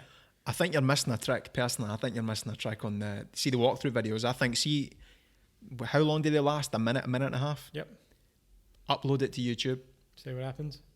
Put some keywords in there. You never know. There might be, say you stay at a hotel and let's just say Bali, for example. Someone searches this hotel in Bali. There might not be a lot of videos on YouTube just regarding this hotel. And Google now is starting to rank. Obviously, they've always ranked videos on the search engine results page. You could be number one there. Yeah. Quite easily. If it's a new hotel, or if someone's just never thought to just do a quick walkthrough video of that hotel. I think, honestly, man, I think you're very talented with the video, and I don't think you give yourself enough credit when it comes to video. And I think you could potentially, if you just populate a YouTube channel, you take this 1.5 minute video, you put it on there, put a description, put it on there, you're populating a channel, and in 3 or 4 years' time, and you go, shit, I wish I'd started a YouTube channel 3 or 4 years ago. Yeah. You've already got all this content there, and you've maybe got 100 subscribers, 2,000 subscribers. You know what I mean? You've already got something there. You built some sort of foundation. Do you know what's funny? So I got TikTok the other day. Right, okay. I put one of those transitional videos, the best one I thought I'd ever done on TikTok. Yeah. Do you know how many views it got? Like 2 or something like that. 0. It didn't get 1 view. I don't even know how. I think I watched it 3 times, but it still comes up with 0. So listen, TikTok is a whole different animal. Yeah. I don't know nothing about TikTok. I know what you're saying. I know different avenues and different things. It's going to benefit us in the long run, and it is something that we have talked about, and it's something that we do have planned in the future. But it's definitely too early days to be saying this is what we're going to do. Listen, I understand you're focusing on what you know works right now. Yep. And naturally you'll expand if and when the time comes. But I'm just saying you're very good at the videos, so I think you should think about the old video thing. All right. So who would you say is the most committed out of you and wee Mick, right, to making this travel, photography, Instagram, blogging, and whatever else, this dream of yours, a reality? It's funny because my mum, all right, she's always like, Gav, you got to come home, you got to have kids, you got to settle down, stop doing what you're doing, and that. She supports me, she loves me, she's like, supports me 100%. But she's always like, I know you, Gav, and you get very persuasive. And it's like, is Mick's heart in this as well? Does she want to do this as well? Yeah. I'm like, yes, she's 100%. She's 100% into it just as much as I am. Are you sure, Gav? I know how you get. Are you sure? But 100%, Mick and me are exactly the same. Same. And that's why I love her. That's why I love being with her, because our views on everything, our views on 90% of things are the same. It's a high percentage when it comes to a couple. Yeah. Jesus, wow. But we both got the same views. We both want to, our goals is to create what we're doing. We want to make it like a positive income. We want to be able to make, live in Bali. We want to be able to do what we're doing without having to travel 24/7. Yeah. And I guess create like an income for ourselves. Okay. Without that. How long do you give yourself to turn this into a sustainable income before you consider other options? We're sort of at the stage now where it is like a bit of an income. Like we're not making massive money. We're surviving. So I don't think we're at the stage where we would ever turn it around and say no. Okay, so you feel comfortable now that you've reached a level where it's sustainable enough to continue. Okay, right now I probably wouldn't say we've reached the level, but we're on the path to get to that level. We know what we need to do to get here. You believe in it? We believe in it. We know what we need to do to get there. We know how to get there. And like I said, that's there. That's not up here, but it's a start. Yeah. You know what I mean? And we know how to get there. So I don't think it's going to be at the stage where we're like, we gave it a shot. We're going to turn around and quit, go back to the 9 to 5. Yeah. I think it's more the stage of creating, like surviving to creating an income, like a decent income. Have you ever thought about what you would do if this doesn't work out? Yeah. Probably just, I don't think I'd go back offshore again. No. But I don't know, would probably just live the normal life. Like I would definitely stick with photography and something. It's something that I love doing. What would you go into? Maybe wedding photography or? It's a good question. I don't know. And it's actually funny. I got a message on Instagram the other day. Someone in Perth, they said, look, I'm going to pay you this X amount of money. Can you come and shoot me and my family in Perth? And I thought, I can, but then I've got no experience whatsoever in shooting like a mother and her kids. And I was like, I'd love to do it, but I don't want to be in that situation where, I know how to set up a tripod and shoot Mick for our Instagram photos for like brand deals and stuff like that. But like, I don't know how to shoot a family. I don't know how to direct a bunch of 3-year-old kids. But again, I think that's very much something you can learn by doing. Yeah. So in regards to that, like, I don't know what I would do. I think wedding photography would be good. Mm-hmm. I would love that. But I'd like to, I don't know. I'd like to be able to expand beyond that. I don't know. I know that this is way outside the box, but I know people that do like these big commercials for Nike, Volkswagen, stuff like that. Like, that's cool. I think that would be cool. And you don't need to have an audience to do that. You don't need to have influence over people. You just need to have the skills to do that. So I'd like to be able to still develop my skills in photography, videography, and editing to be at that point where, these big brands are reaching out to you and saying, look, we need your skills. That's true, actually. I think one of Ivana's closest friends from back home is actually a photographer, and she's not got a big Instagram following. As far as I'm aware, the last time I'd seen or heard, but she works with huge like brands like Nike and all that kind of stuff, and she doesn't rely on a social media presence to get this work, and so that could be definitely something that you could go down if I go to that point. Obviously, you don't want to think about things not working out, but and I'm sure it crosses your mind. If things don't, I've got like I can always go back offshore. Yeah. Like it's good money, like I said, but I don't think that I'd want to do that. Yeah. I'd rather be here in Perth, Absolutely, man. Now, what about like you guys, you and wee Mick, travelling, working, and being together so much? Does that ever put a strain on the relationship? It does. Like, I'd be lying if I said no.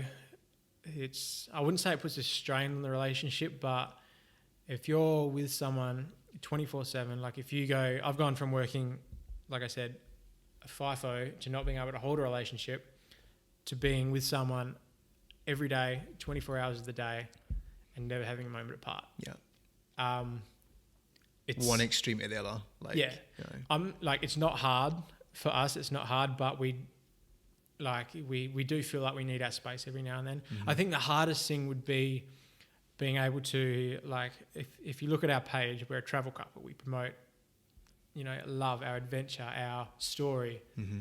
Every photo that we post says something about that. It's like we're all close, we're coupley and stuff like that. Having to portray that on stories every day, on our posts every day and stuff, like 90% of the time it's easy because that's how we are.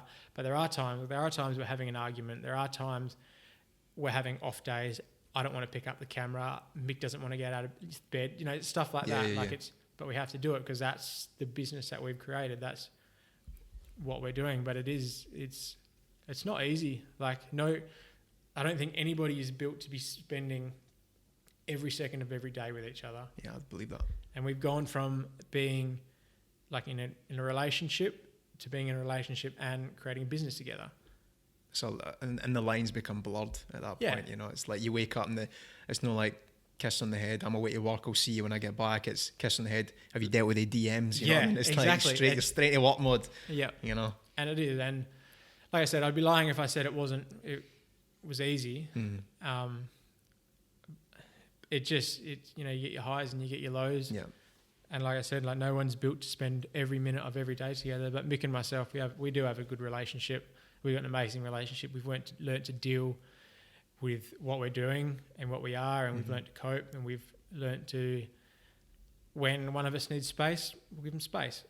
If we need a day apart, we'll go work in separate cafes. It doesn't mean anything's happening between us. It just means... So you're quite comfortable to take that time apart. There's no like, oh my God, like he wants his space, or you're like, oh my God, she wants her space. No. It's like, when it's like, I need my space. My space. You go and do it, and then it's fine. Everyone's okay. I think it's actually only been recently since like we've been spending a lot of time in Bali and that, because we would get up and would go to a cafe, and like I said, we would go to a cafe and would just talk the whole time. We wouldn't get anything done. Yeah. So it's like, it's more the fact that, you know, you and me, we got this to do today. Let's have, I guess, like a mini talk in the morning.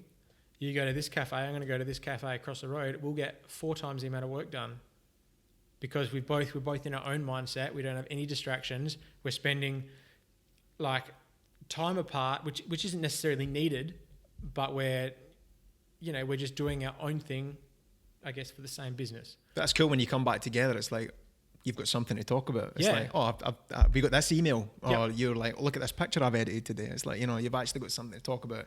Yep. So I totally agree with that, man. But in terms of the strains and stuff like that, what would you say has been like the lowest point in this whole process since you started the travel, Instagram and all that kind of stuff? What would you say has been like the hardest point? In regards to relationships or everything? Yeah, just like everything, relationship, in terms of the relationship within this travel couple realm.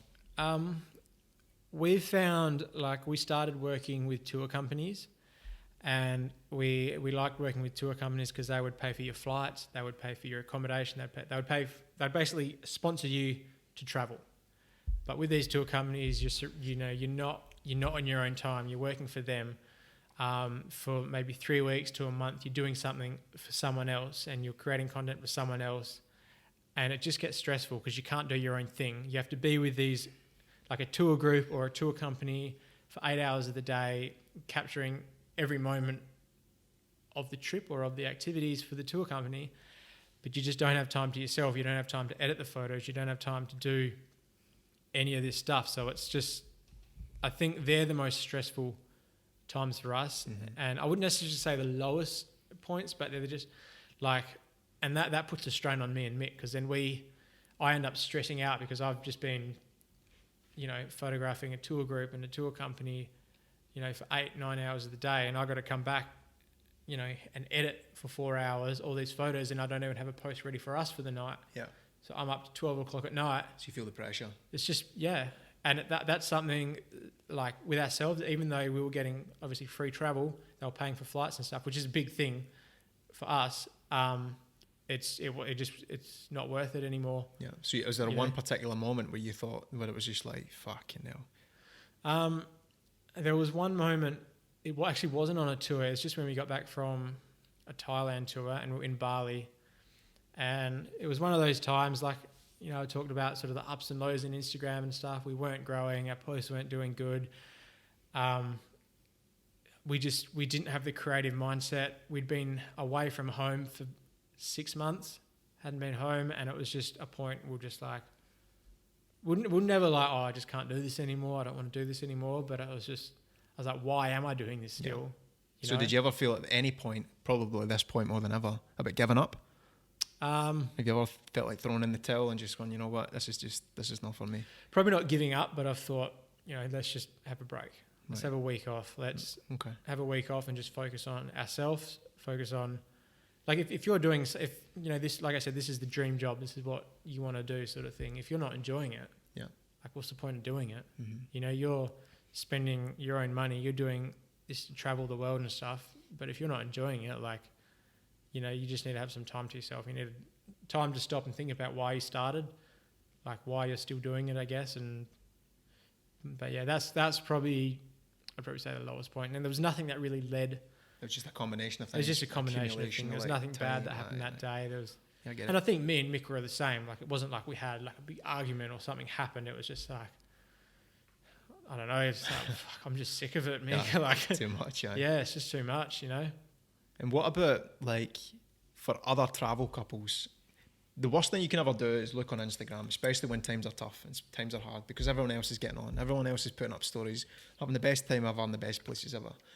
What advice would you have for other travel couples who might be feeling like, you know what, we're not growing, or, you know what, we're not enjoying travel anymore, or, you know what, I don't hate being with my partner all the time, but it's just, there's a strain there. There's like a real low point as being a travel couple.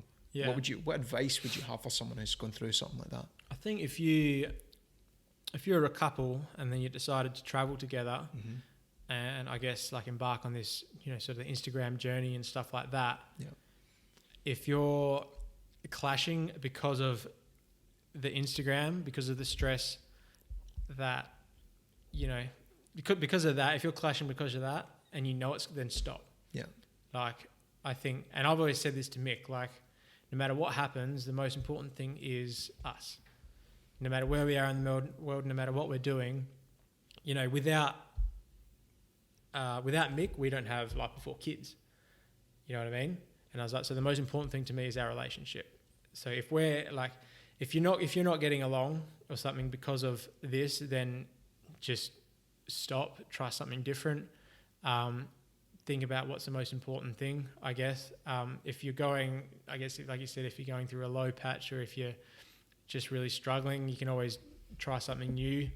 Just think about like what makes you happy, I guess. If you're really not enjoying it and your heart's not in it, then don't do it. Travel's supposed to be amazing. Travel's supposed to be like the one thing in your life that you can always look back on and say, that was just my highlight. I experienced so much, and you got so many memories and stuff from that. And photos as well. You don't want to be looking back in 30 years' time, looking back at a photo of you and your couple and say, oh, we actually had the biggest argument that day. We didn't enjoy being there.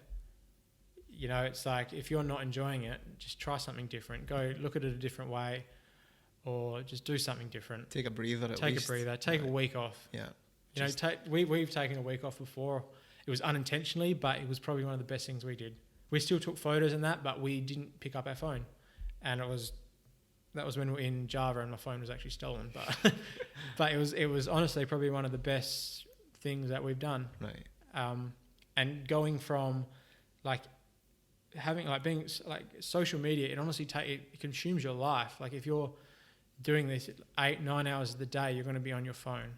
You're going to be engaging. You're going to be just stuff like that. And it honestly consumes your life. Just having a little break from that can mean the world of difference. Just take stock and just take a step back. Take a step back and have a wee look and see what's working, what's not working, and make a change. Yeah. And I think Mick actually always says to me sometimes, like, say if we're at this spot that we've been looking forward to coming here for so long because we know we're going to get it awesome. Okay, when we were in USA, about 3 weeks ago, we're at the Valley of Fire. It was just like an iconic point. Everyone gets a photo there. I'd had a rough night. I was up early. I hadn't had my coffee. Didn't want to be there. Okay, I was trying to take a photo. Nothing was working. Like my settings weren't working. The lighting wasn't right. Just started stressing out. Started mumbling under my breath. And Gav, just stop. Have a look where we are. Have a look what we're doing. We don't have to get a photo here. Just enjoy it. Wow. That's important. Yeah. Just if we don't want it, you don't have to get a photo. It's not going to mean. It's not life or death if we get a shot here. Just enjoy the moment. Enjoy what we're doing. Enjoy where we are and how far we've come. That's admirable. Have that clarity in a moment like that. And that's really cool. That's cool, man. And she said that a few times, and it really does just relax. We're fine. Just take a breather. Everything's fine. Just breathe out. Don't stress out about getting life and death photo. Yeah. It's fine. All right, man. Fair enough. That's good advice. Some really good pointers in there, man. Enjoy what you're doing. Enjoy the process. If you don't enjoy it, don't do it. Remember why you started. Exactly. And how far you've come. Aye. And it's worth it in the end, but just don't do it if you don't enjoy it. Good advice, man. Good advice. Now, what about your family and friends? What do they think about what you do? Do they understand it? Do they support it? No, and not really. Really? Nah. I don't know. I've grown up on the farm, like I said. Where there's no probably internet connection, social media, anything like that. There's no influencers walking about getting pictures next to the farm. Mixed family, very, very supportive. Yeah. I'm not going to say my family's not supportive. They are, but I don't think they agree quite as much with it. They don't understand as much. I think, when I saw my dad last, he was sort of like, so when are you going to get a job? Right. Thinking I'm still traveling, just having a laugh. It's like, I do have a job. This is what I'm doing, sort of thing. I'm not earning the money I was on the oil rigs, but I'm living, the best life, sort of thing. And it's hard, I guess. It's to know. I'm not saying they don't support me, but it's it's a different world from what it's a completely different world to anything they were used to. Yeah, I guess. And does that put a strain on what you try to do? Does it make it difficult? Or? It doesn't put a strain on what I do at all. I won't talk about it. I won't talk about our following, our photos or anything in front of our family, because it's just, like I said, it's just a different world to them, and I'm sure they don't really understand. But it doesn't change. It would never influence. Does it give you any sort of motivation to try and like you go and... It does. Yeah. Yeah. It gives me a motivation to prove them wrong and just to be like, my family are the most loving people you ever meet. But at the same time, it's like I said, it's a bit of a different world sort of thing. But yeah, there would never be a spot where I'm like, oh, I don't want to do this because someone doesn't believe in me. Like, this is my choice. This is our choice, mine and Mick's choice. We're doing this because we want to do with it. Like, you know, if someone said, oh, Gav, you should probably stop, and I stop in 20 years' time, I'm going to be like, what was I thinking? You know? Like, it's my life, it's our life. We're going to live it the way we want to live it. If 5 years' time, if we crash and burn and end up with nothing, I've still got the best memories. Absolutely. I've got the best time of my life. Absolutely. I've travelled the world. I've got thousands of photos. I've got thousands of memories. I've got, you know, everything, which I think is more valuable than having a house, having money, having savings, having a decent career, I guess. Like, I understand that, man. I think it's very much a generational thing as well. I think the generation, like most of our families, our parents and their parents grew up and it was all about survival. You know, it was all about getting a house, getting a mortgage, providing for the family. We live in a different world now, man, where the world is attainable, you know, and we can travel much cheaper than our parents could travel. We can go places that they couldn't go. And online, you know, all of a sudden with the emergence of like Instagram and blogging and YouTube and all that kind of stuff, there is an opportunity there to develop some sort of income. Yeah. But it's still a very new world, especially like our parents' generation. And I understand that, and I'm sure a lot of people who might be listening will also understand the fact that, you know, you won't always get that support. Yeah. They won't always understand, and you might not always get support. Some people's parents might not understand, but they might still support. But I know a lot of people out there will probably be in a position where it's like their parents just have not got a clue what they're doing. No. And they do not support it at all because it's not a tangible thing. Yeah. And they might be living with a fire under their arse, so they've not got a house to show for what they're doing. They've not got any assets to show for what they're doing. So it's just a parent's instinct, I think. So my dad's dad was a farmer. My dad's dad was a farmer. My dad's a farmer. I walk around taking videos of myself talking in front of the camera. You know what I mean? Like, yeah, there's a lot of pressure on you to become a farmer. Naturally, I don't disagree if I say that he doesn't believe in me or he thinks that what I'm doing is stupid or stuff like that. But yeah, there is a lot of there originally was a lot of pressure. I thought my sister's actually working on the farm at the moment with her partner, so it's not like the farm's been handed down for 100 years and then it's just nothing. Yeah. It's still going to be in the family name and stuff like that. But I don't want to be a farmer. My brother, he's a nurse. He's just going into paramedicine. Like, he doesn't want to be a farmer, you know? So it's just, I guess, just the generations have changed. Yeah. And that's probably the most difficult part for your dad, is the fact that it was his dad and his dad's dad, etc. You know what I mean? It's been passed down all of a sudden. His children, there's a slight risk there that doesn't continue. You know what I mean? So that puts pressure on him, which then he puts pressure on you, and vice versa. So he never put pressure on me to do it, but I know he's not happy with what I'm doing. I know he doesn't support what I'm doing, I guess. But like I love my dad. He's, of course, you know, he's an amazing guy. He is supportive in a lot of other things and that, but I just know he's not. He's not like, yeah, go make a YouTube channel, Gav. Go vlog on your stories every day. I love seeing that. I've subscribed, Gav. Yeah. Where's the latest video, Gav? Exactly. Nothing like that. It's completely opposite to that. But yeah. So you feel like there's an opportunity there just to prove to your dad that this can be a thing? I would never do it just for... Of course not. It's not going to be like throw it in his face, like, look what I've done. But it's more like, look what I've done, Dad. Like, it's more, I want to... I think it's more like, you got to do this with your life. You've got to become successful. You've got to get a house. You've got to support a family. I feel like I would have accomplished it if I can do this with what I'm doing now. Like if I can create, like I said, if I can create like a business for myself, for me and Mick, create a good income, you know, something like that where I can, you know, support a family and kids, have a nice house, live in a good area. Yeah, I feel like I'm sure he'd be happy for me. Absolutely, man. I mean, it still is a difficult pressure to have over you, because I know Ivana's parents, they're like old school Croatian, grew up through troubled times, the wars and stuff like that, went to New Zealand for a better life, you know, worked very, very hard to provide and acquire houses and land and to provide for their family and stuff like that. So I know there's a lot of pressure on Ivana and her brother to continue that, you know, just to like have bricks and mortar and do the old school things, you know, and bring in a wage and put food on the table and all that kind of stuff. So I know they don't really understand what we're doing.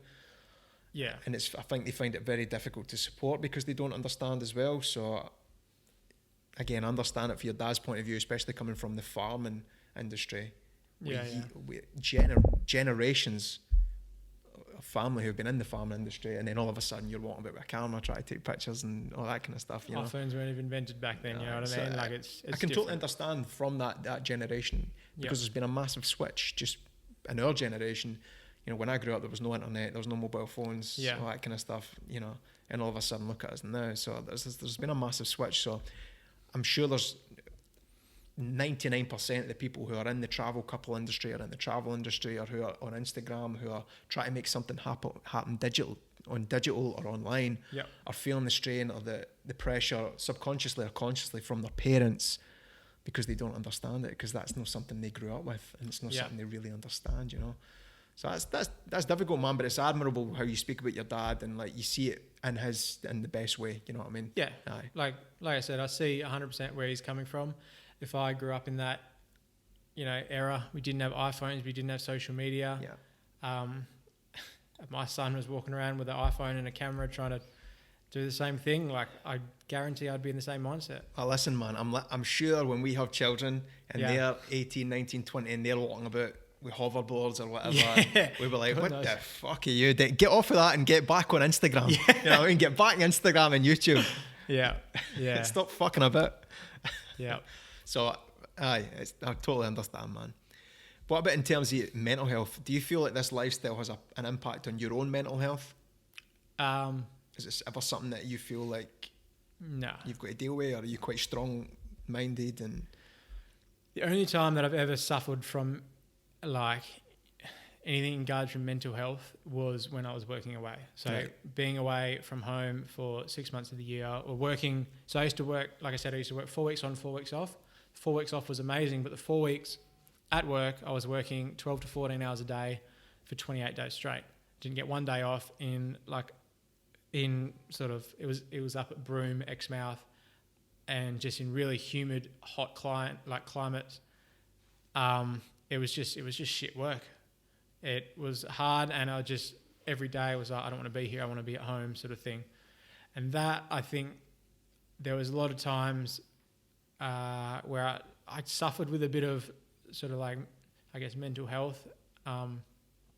Never to the point I was like, fuck, I can't do this anymore, I don't want to be here, I need to be home, or anything like that. But I guess that really made me think about, like, fuck, what am I doing with my life? Mm-hmm. You know, like, yeah, I'm earning a lot of money, but I'm miserable every day with what I'm doing, you know? No, man. What about when you described that situation when you were in America recently, where you're like having to rush about and take pictures and get content, do you feel like that's like an anxious situation for you? Do you feel like that makes you anxious, like it heightens your senses? Do you feel like you're overwhelmed in that situation? Do you feel like there's too much because you're having to deal with Mick, and you're having to think about life before kids, and you're dealing with the tourism board, and you're thinking about content, and there's like a million different things going on in your mind at that one point in time? Do you think there's like an overwhelming sensation there? Yeah, I would say overwhelming. Like, never since we've been traveling and doing what we're doing, never have I been in the stage where I've thought like I'm not okay. Yeah. If you know what I mean. Yeah. There's, like I said to you before, when I've been with like travel companies and that, and I've been put in a situation where I need to take videos for myself or take photos for myself. I need to put a video together for this company. I need to photograph this group, which is over here, another half of the group. And you're just like, the lighting's not right, something's not working. This company wants this from you. Yeah. Your camera's almost dead. See, that what you just described to me, man, that makes me fucking anxious. Yeah. That makes me anxious. That makes me feel like I'm in fight or flight mode because there's too many things going on. Yeah. And I'm like, can't breathe. Like, I need to move. Can't breathe. Aye. But you have to. You're here. This company's paying you, or this company's paying for you, or whatever. Like, you've just got to do. You got to make it work. Yeah. Those situations I don't like. Like recently we just said, look, no more like travel companies, no more trips like that. Mm-hmm. Let's do our own thing. Let's, instead of relying on these companies to pay for our flights, let's focus on our attention on making our own income so we can pay for our flights, sort of stuff like that. But there's, I guess like situations like that, I don't like them, but then you feel that you can deal with them. You can feel that you can cope with them. Yeah. Yeah. To a point. Yeah. And like I said, when, like even when we're not being paid to do something, or we're not part of a tourism board or a company or something like that, and we're just in a situation where it's me and Mick, let's go to this place, let's get a photo. The lighting's not working or something's not working, which, like, I'm sure you can agree with me, happens a lot. Mm-hmm. Like, or it's just your creative mind's not there. You just don't want to do just like an ordinary pose or something like that. There are situations where I'm just like, yeah, just take a breath. And again, like Mick's always there. She's just take a breather, Gav. Like, if we don't have to get a photo here, just relax, enjoy the process, And what about wee Mick? How does she cope with her? Is she okay with her mental health and stuff like that with travelling and stuff? Yeah. Is she all right? She misses being away from her family a lot. Right. Which is hard. She like I said, she loves what we do. She loves traveling. She loves everything about it, but she also loves spending time at home with her family, which it does make it hard because I love being away. So if you're away for a long period of time, it starts to impact on her a wee bit. Yeah. There has been a few times. I remember when we were in Morocco. So this was part of like our first big trip. We hadn't been home in, I think it would have been about 6-7 months, maybe even longer from then. We're in Morocco, and we just had like a little argument about something. It was something stupid. Like it wasn't even an argument. But then Mick, she just had like this little breakdown and was just, I just want to go home, Gav. And that was the point. It was just like, I think she really needs to go home. Like it's, someone who's been so close with their family for so long. And like I said, she's still young, She hasn't spent much time away from her family. And I've just taken this girl away for 9 months across the other side of the world in like a third world country, and that. Like, it's understandable if she has like a little breakdown and just wants to go home, It's easy to forget as well how long you've been away for. Because I'm the same as you, man. I can be away for a long period of time and it's okay. And it's nothing. And I can just crack on regardless sometimes, but I forget how long Ivana's been away from home as well, from New Zealand, Australia, her parents, her brother, her friends back home. So I totally understand, man. And that, I think for us, when we're so caught up in like the picture taking and try to make something happen and try to make, it's very much the guy mentality where it's like, you want to make an income out of this. You want to make this a success. Time can go by like that, and for them, they think more about the things like, I miss my family, so it's I think like, I could be wrong, but I think the difference between like a girl and a guy is the girl's always got that motherly instinct. Absolutely. The girl always wants to, like, as much as Mick wants to live this lifestyle, and I know she does, like a little part of her wants to live in a cozy little house in Perth, live a 9-to-5 job, have beautiful children. Yeah. You know what I mean? Absolutely, like, and like, I'm not going to disagree with that. Like, that's a part of me wants that too, Yeah. But I've got the rest of my life for that sort of thing. But there's always a part of Mick that just she wants to be home. Mm-hmm. And like I said, Mick's family, they're amazing. They're so like loving and just supportive with everything we do, sort of thing. Which makes it harder to be away from them. It makes it hard to take her away. But yeah. Well, good on her, man, for being away for so long as well, because she obviously wants to make this happen as well. I think we're at the stage now where we're sort of making home sort of like a stop between everything. Yeah. So slower travel, maybe go 3-4 weeks, all out, come home for maybe 2 or 3 weeks. Yeah, and we've built ourselves now to a point we can. Like that's good. Like where we can, if we're home for a week and we don't post a photo in a week, like nobody cares. You know what I mean? Yeah. Like I said, you do have that like loyal audience that follow every day, but then they understand. I got to have some time by myself with my family. It's got to have time with absolutely friends and family and stuff like that. And at the end of the day, the content will only benefit from that. Yeah. Because when you're taking a picture, if you're not happy, it's not going to turn out well. It's not going to. People could see through that. It either shows through the way you're acting in the picture or the caption in the picture. Yeah. But if you're happy, then the content naturally improves as well. So you need to be happy and you need to be enjoying it, because it shines through, man. I remember Ivana and I have been through certain points where it's been really fucking difficult, really hard, man, and it shines through in some way, shape, or form. Whether it's the picture, the way your face is, whether it's the caption. And it shines through and everyone can see it, Yeah, so I can agree 100% with that. So only benefits by coming home, having a breather. She spends time with her family. You get on with whatever you want to do. It's only going to benefit. Yeah. You know what I mean? So let's get into the big question. Do you make money from Instagram? That's what everyone wants to know. Do you make money from Instagram? Yes, we do, but like, I don't know. I feel like we could make a lot more, but we're very true to what we believe in. We get offered a lot of, I guess, deals, brand deals, sponsored posts that we don't agree with. Okay. And we don't take them because they're not really aligned with our beliefs. Well, that's quite admirable, man, because there's a lot of people on Instagram who are walking fucking advertisements, and they'll literally advertise cyanide, or they'll literally advertise coronavirus, if they're paying enough, know. But saying that, like, I'm in a position now, like I don't need, like I said, I'm still living off savings from my offshore career. If I was down to my last $2,000, I was on the other side of the world, I wanted to keep traveling, and someone said to me, can you, I don't know, wear this clown nose in a photo and post it on your... I would probably do it. And I'm sure people are, if you look hard enough. But we are in this situation at the moment where we don't need to. We're still focusing on us. We're still focusing on our brand. If someone reaches out to us and it's something we align with, or something that we want to promote, or clothing that we want to wear, or so, like anything like that, we'll do it. Or we will reach out to those sort of brands. But like I said, we could make a lot more money if we said yes to brands. That's like we got asked the other day, I think it was about a month ago, they were going to pay us, I think it was like $1,300 US to post a photo or to post a video of us working out on our feed.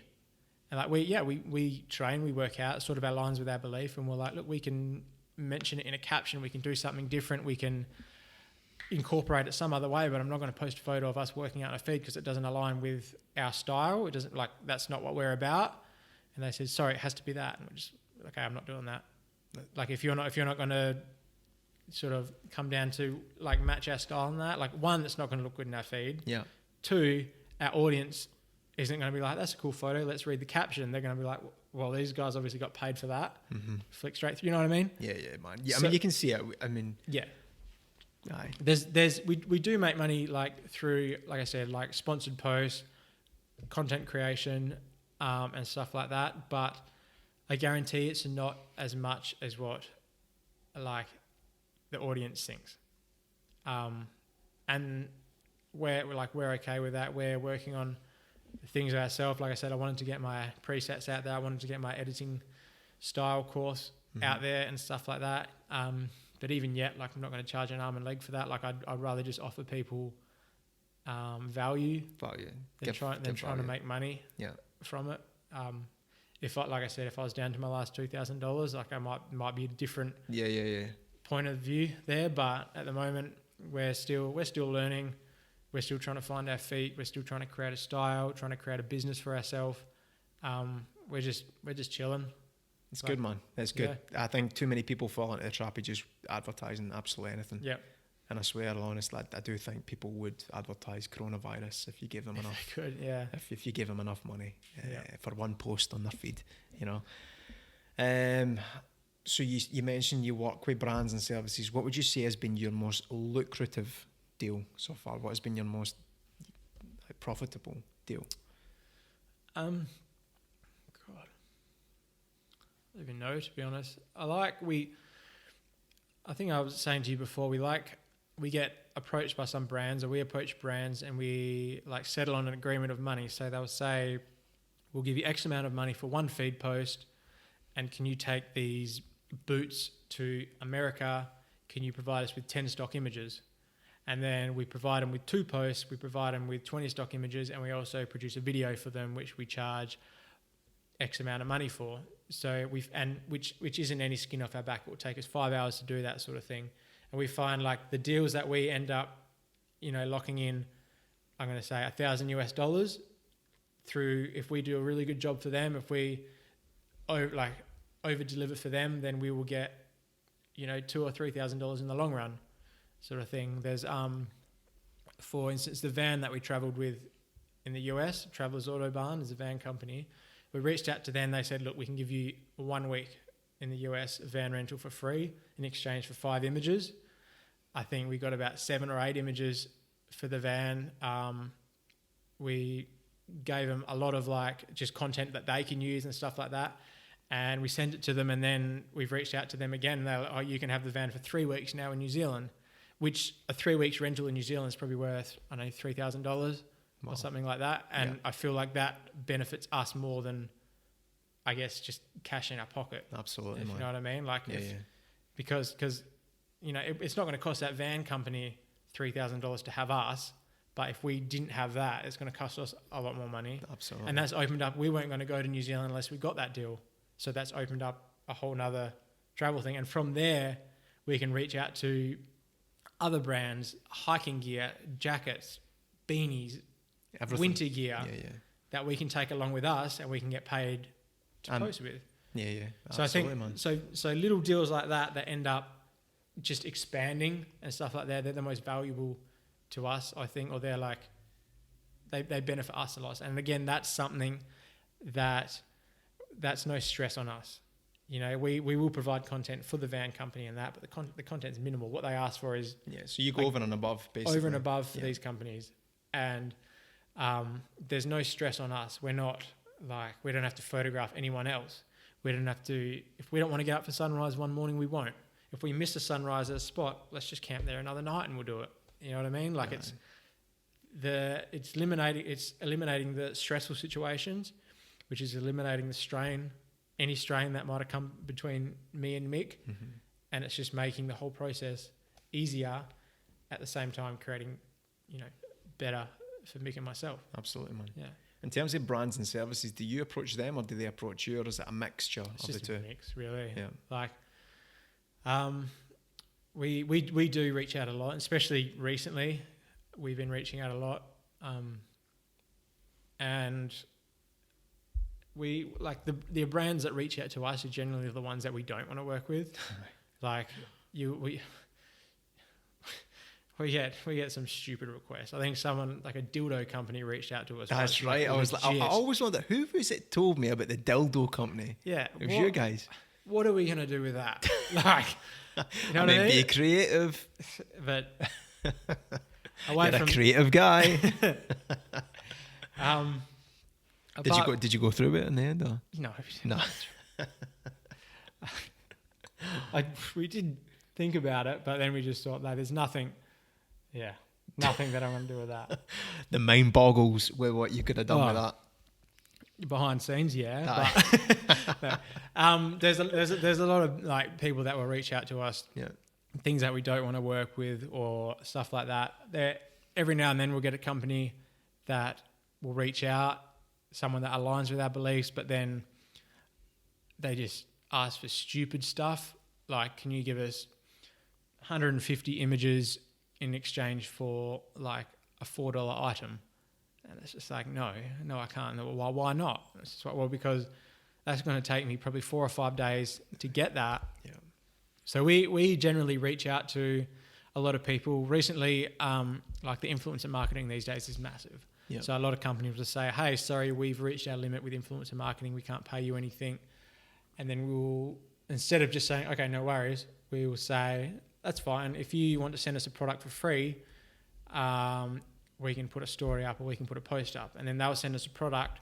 We'll go out, we'll take 30 to 40 images with this and we will send it to them and say, I know we didn't agree on anything, but these amazing photos in these awesome locations, if you want to purchase these. And they're, like you said, some people don't know what they want until they see it, and they're like, oh yeah, how much? It's good advice, man. We'll make a video with that. These boots, we'll send it to the company, and they'll be like, okay, like what do I need to do to use that video? How much do I need to pay you to use that video? That's amazing advice, because that was my next question, man. It was going to be like, if you were to approach brands and services, what unique things could you do in terms of trying to get work with them? Sometimes you just need to provide content that they don't even know that they need. They don't know they need. Yeah. And another thing, like, just through talking through other influencers and that, they were like, how much do you charge? How much do you charge, sort of thing. And a lot of people do charge like a lot more than us. But then there was a stage where we were like reaching out to these brands, and they were saying, you know, yeah, we'll work with you. How much do you charge? And we're like, oh, we charge X amount. And they were just like, well, no. And that was sort of the last email sent. Yeah. And we found we've been getting, like, if we lower our rates, we get a lot more work, which leads to a lot more work. So like I said, if we agreed on $300 for a post with a company, which isn't a massive amount of money, and then we provide them with one post and 10 stock images that they end up paying $400 for, you know, that $300, you know, ends up getting you $700, $800, $900. Absolutely, man. So it's just about, I guess, learning how to create money from someone that originally says no, or someone that originally isn't on board with what you're offering. Or I think a lot of people would get disheartened by no's, and then that was it. They would end it there. But you've got to be creative, because you are the travel couple, the travel niche is the most competitive niche in the market. You need to be very creative, and I know it doesn't always necessarily mean no. So sometimes you've got to think outside the box, and it's like, as you say, you sometimes just ask for a free product, or even just buy a product. Yeah, 100%. Buy a product, take photos with that product, post, do something like that, and then pitch it to the company. Yeah, because they might go, wow. Yeah, that's amazing. Yeah, they might say no. Probably, you know, 3 out of 4 times they will say no. Yeah. But if you get that one time that's going to say, yeah, here, we'll give you $1,000 for that. There you go. Exactly. Absolutely, man. That's some good advice here again, man. In terms of travel, how many countries have you guys been to? Like, have you got a list of the places that you've been to together? Because you've done a lot of travel together, eh? Yeah. Honestly, I don't know. I think a lot of countries. Together, I think we've done maybe 37. Which is more than what most people have done in their entire life. I could be really wrong there, because I know we had a number, but I don't know if it was together or if it was done separate. But yeah, I think 37 maybe is a number, but there's still a lot more to. Absolutely, it's just the start. Yeah. What about the highlight? What's been the absolute pinnacle of this whole thing for you guys together? Like our best country, you think? There's just been a moment where you look at each other and you go, you know what? This is just fucking amazing. This is just, we are living the life. This is just so good. I think, like, I'm going to rewind all the way back to that very first hotel collaboration we had. Was that in Morocco? No, that was in Colombia. Yeah. And we just arrived at this place, and we'd never done it before. We didn't know what to expect. And they're like, yeah, here's your room. It's all free. You get 2 bottles of wine. All your meals are covered. The only thing we're saying is don't flow the drone between these hours. And we're just like, oh, okay. Free wine, free stay, yes. Yeah. Aye. And I think they asked for 1 feed post, and we gave them about 7 feed posts, and I think like 100 images, something ridiculous. Like, because we just didn't know what to do. Like, we had no idea. We didn't know how you were it like worked. buzzing. But that night was just, like, Mick and myself were just like, we didn't even know this industry existed a month ago. Yeah. And now we're like the first step to being the people that we, you know, dreamt about being, you know what I mean? Yeah. And I think that was a point where we were both just like, this is like, I can't believe it, sort of thing. There's been other moments, like there's like when we first started getting all this, we sort of thought, like, if we could get a sponsored trip to Maldives, that would just be the dream, you know. If you do a trip to Maldives for 1 week, it's probably going to cost you $10,000. Yeah. And we sort of thought, like, if we could get a sponsored trip there, that's going to be like we've made it sort of thing. And like I was saying before, like in a month we're going to Maldives for I think 3.5 weeks sort of thing. So I think that might be a point where we're just like, So that's your dream destination? It's not. I don't think it's our dream destination. It might, maybe, but that's going to be a point where we look back and we think this is we've done something. We set goals, and this is one of the goals we've accomplished. Yeah, that's a big goal. It is a big, to a point, it is a big goal. Yeah. Maybe not for some people, but personally for me and myself, that's a goal that we set. And we set an unrealistic goal, and to accomplish, like for us to accomplish like an unrealistic goal that we thought was unrealistic is like it's like a big thing. It's inspiring, man. Yeah, very inspiring. Well, but which companies that you've worked with are you most proud of? Is there any companies that stick out in your mind where you're like, wow, that was pretty cool? We did a Booking.com campaign once, and this they said like, so the book, this was ages ago as well, and they reached out to us and they said, can you do this many posts, this many stories, and they were going to pay us. So we had to provide a link, like an affiliate link, to offer $40 off for anyone who booked with our link. And there would have been maybe 200-300 influencers that did it. And then, so we posted, we did everything we needed to do. And so the payment there was like 3 thresholds of payment. So if you got this many links, you'd get this much money. If you provided this. And at the end of the campaign, they sent us like the spreadsheet of like, you had a number, each influencer had a number. So you looked up your number and you looked how much money you got. And I opened it on my iPhone, and me and Mick opened it together, and it was like our number, and then it said like the lowest threshold. We had like 20,000 followers back then. It wasn't, didn't have a big account, and we're just like, well, we tried. That's all right.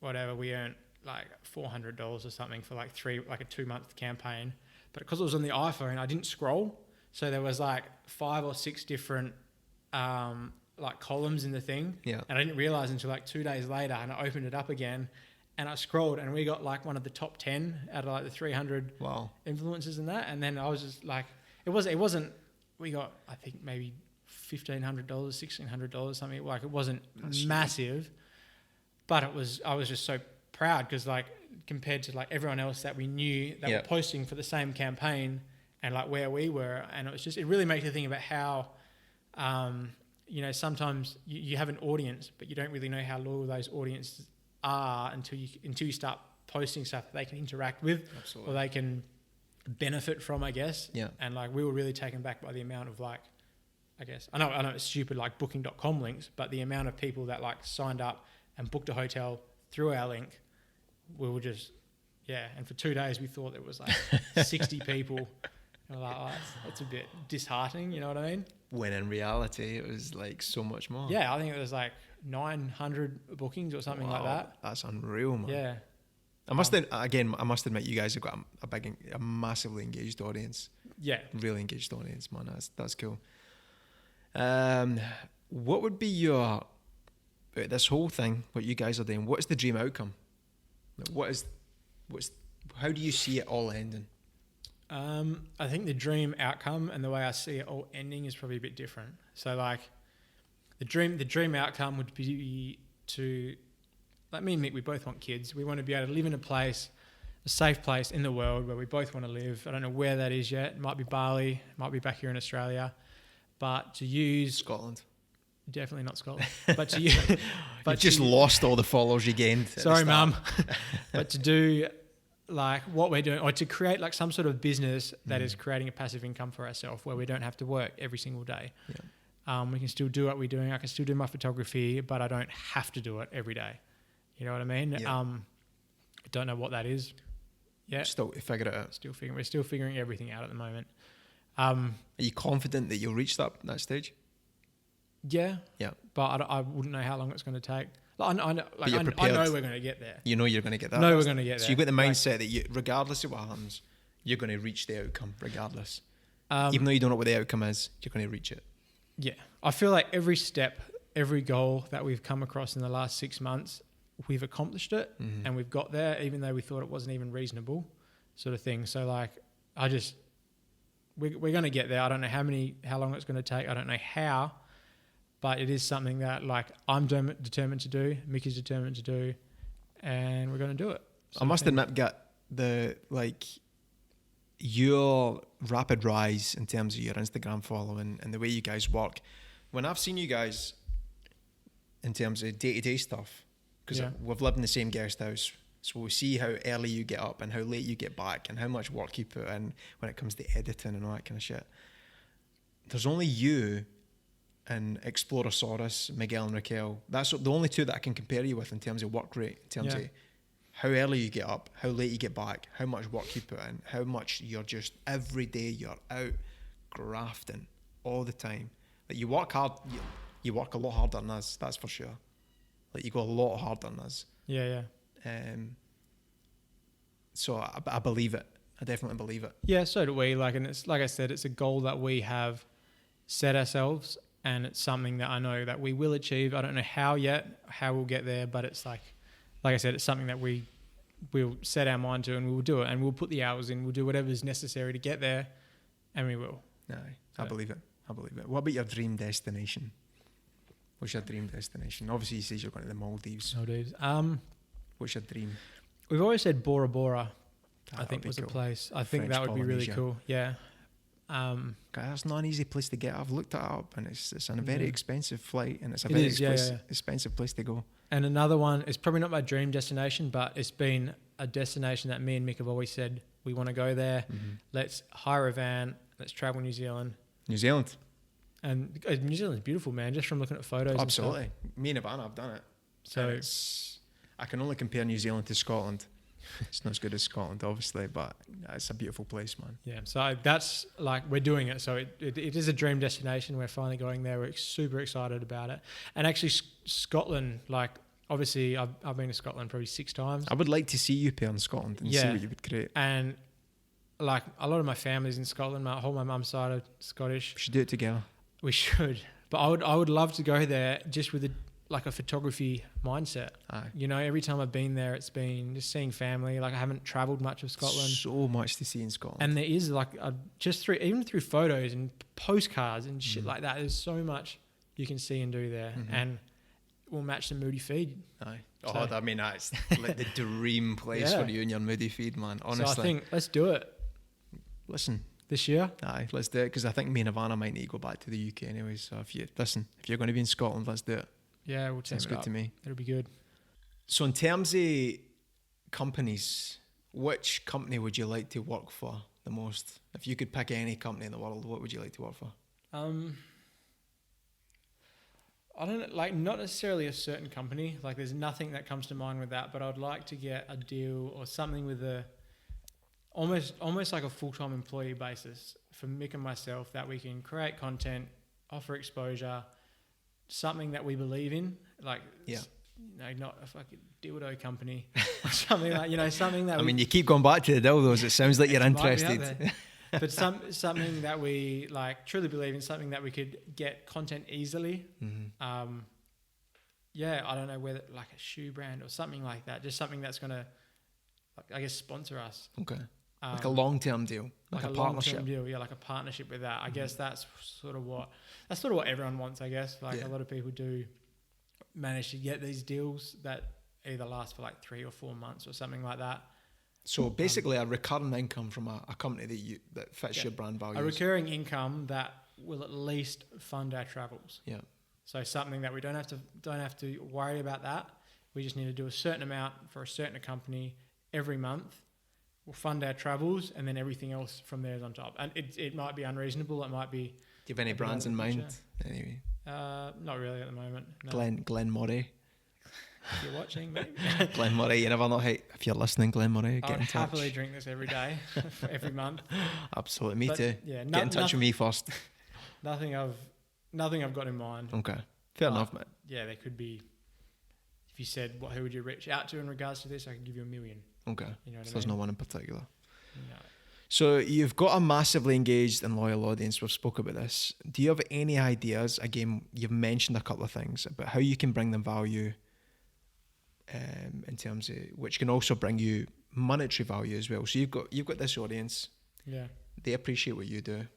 you've got a lot of value, you've got a lot of skills. Is there anything you can do with those skills to sell to them, i.e. presets, online courses? I know you've touched on a couple of things. What have you got in mind? Even if it's not directly value from me, I think spending your time, your effort, your money into perfecting your own craft. Even if it's not photography, like if you look at everybody who's made it in, say, the Instagram world, the social media world, if you're not a celebrity, if you don't have like a certain skill that is like an amazing value to other people, it comes down to photography and what you're posting. Am I right? Yeah. So if you're, I guess, you know, if you're an, I want to say nobody, but if you're just a regular person that is obviously not a celebrity, has never been on TV or something like that, and you want to make it, I guess, in this industry, the one thing that you have to perfect is what you're posting. Yeah. Which in turn comes down to photography and editing, which again is just like spend the time, spend the effort, spend the money to what you need to do to just take that first step. You know, even if you have an amazing story to tell people or something like that, like you still have to be able to get your story out there, which is get your photos out there, which is get your, you know. But what about you? What about you in terms of, do you plan on selling any product? Because you don't sell any products currently, do you? Nothing at the moment, like absolutely nothing. Because you have got an audience who really value what you do. Yeah, we've only recently been working on it. Like it's only recently we've thought, for a while we've wanted to release presets, but it's been a long time we've thought, you know, I want to release something that's really good. I want to release something that I don't want to look back on in a couple months' time and think, shit, I would change so much about that, or I would do this different. So we've waited until now. We've started working on it. Not selling anything yet. Nothing's ready yet. But it's till now that we thought, you know, I know enough about photography. I know enough about editing, and especially utilizing Photoshop. It's only been now that I've thought, you know what, I'm going to put like a little course together. I'm going to release my presets.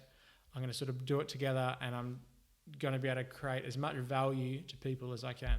So is that an exclusive? You're working on something? So that is what I'm working on at the moment. That's why we're back in Perth for 3 weeks at the moment. You're working on a wee mini course, is it? Mini course, yeah. That's cool.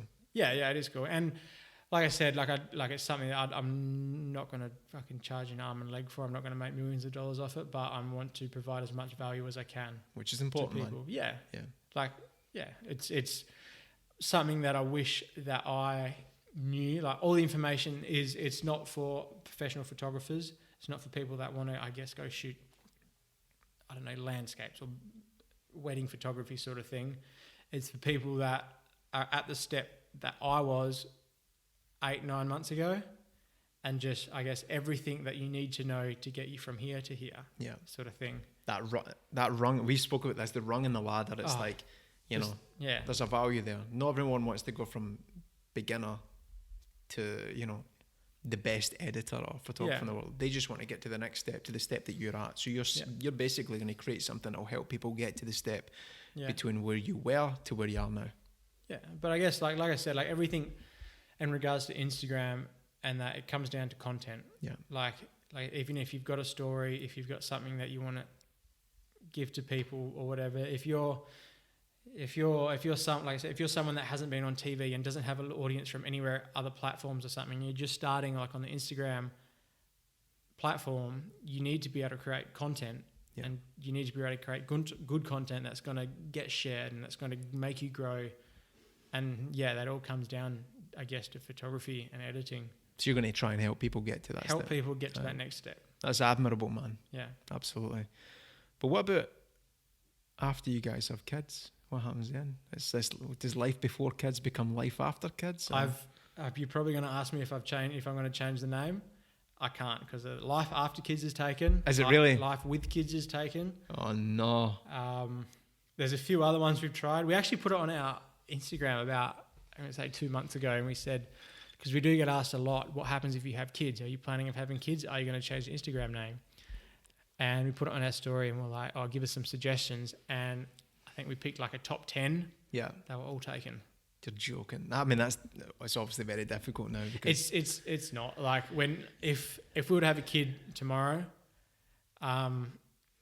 we would probably we would just keep doing what we're doing. We might utilize it as saying, look, we have a kid, we're still traveling life before kids is a way of saying, you can do the same thing with a kid. You can, I guess, travel the world. You can still... You can travel you can travel like you've not got kids with a kid, basically. Yeah, more or less. I know it would be different. Like, it would be a lot harder, I guess. We wouldn't travel as fast. We would have to stay at different places. No dildo brand commercials, but it would be different. But I guess it's, we obviously have thought about it. And if we do plan on having kids, it's probably not going to be in the next year, 2 years. Yeah, so you cross that bridge when you come here. Yeah, and if we are still doing this whole social media thing, which I hope we are, and I'm sure we will be, then we'll work our way around it. It's an Instagram handle. It doesn't change anything about us. Absolutely. The content we're providing, what we're doing, like our message. It's literally just a name, which when we made it was the best thing ever. Yeah. No. Which sold our image in our story, life before kids. That's what we're doing at that time of our life. That was our life before kids. Well, a big trend right now is changing it to your actual names. Have you ever thought about changing it just to Gavin Mick? I haven't even seen if that's available yet. So, well, I think Michaeli. I'm sure that's going to be available. Yeah. I think the fact that she's got such an abstract name, Gavin. I don't. There's very couples called Gavin Mick, so I'd get on that soon as probably before I post this. Yeah. Just in case. You know what I mean? So I haven't thought about that. Yeah, that's one worth having. But I think when we first were thinking of a name to create like an Instagram handle and that, we sort of thought about that, but we just wanted something a bit different. Like something that, like I said, we had no intention to grow or no intention to get our name out there or something, but we just wanted something that wasn't just going to be like, if you're scrolling and you see Gavin Mick, you're probably just going to scroll past it. But if you see like Life Before Kids, it's like it's a bit of a message. It's a bit of a unique name, Yeah, absolutely. I think there's been a big change recently with people going from their old name to the new name, which is their actual name. Like, Marine Jake have always done Marine Jake. There's Cam and Kels. They've moved from Cam and Kels to The Wonderful Life. Patricia and Miguel, who were what was their name? I'm forgetting it. Now that they've changed it, you know what I mean. There's been a few people who have went from their Instagram name and just changed it. Wonders and Warriors, who went Wonders and Warriors to Charlie and Lauren. So it could be that natural transition for you guys to. Yeah, maybe it's. We'll see what happens. Future, see what happens. I might maybe just get it out there just in case one day. No, just in case. But I think you'll be alright with Gavin Mick. I don't there's too many Gavin Micks and. You never know.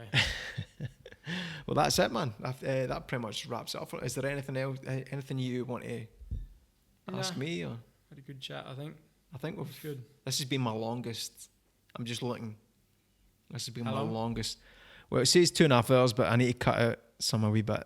I think this is going to be over the 2 hours mark. Shit. This is the longest podcast I've had so far. It's probably the shortest conversation we've had, though. It's the shortest conversation we've had. And see, when I actually put the flow together and I put the talking points and the questions, I thought that's going to be so short.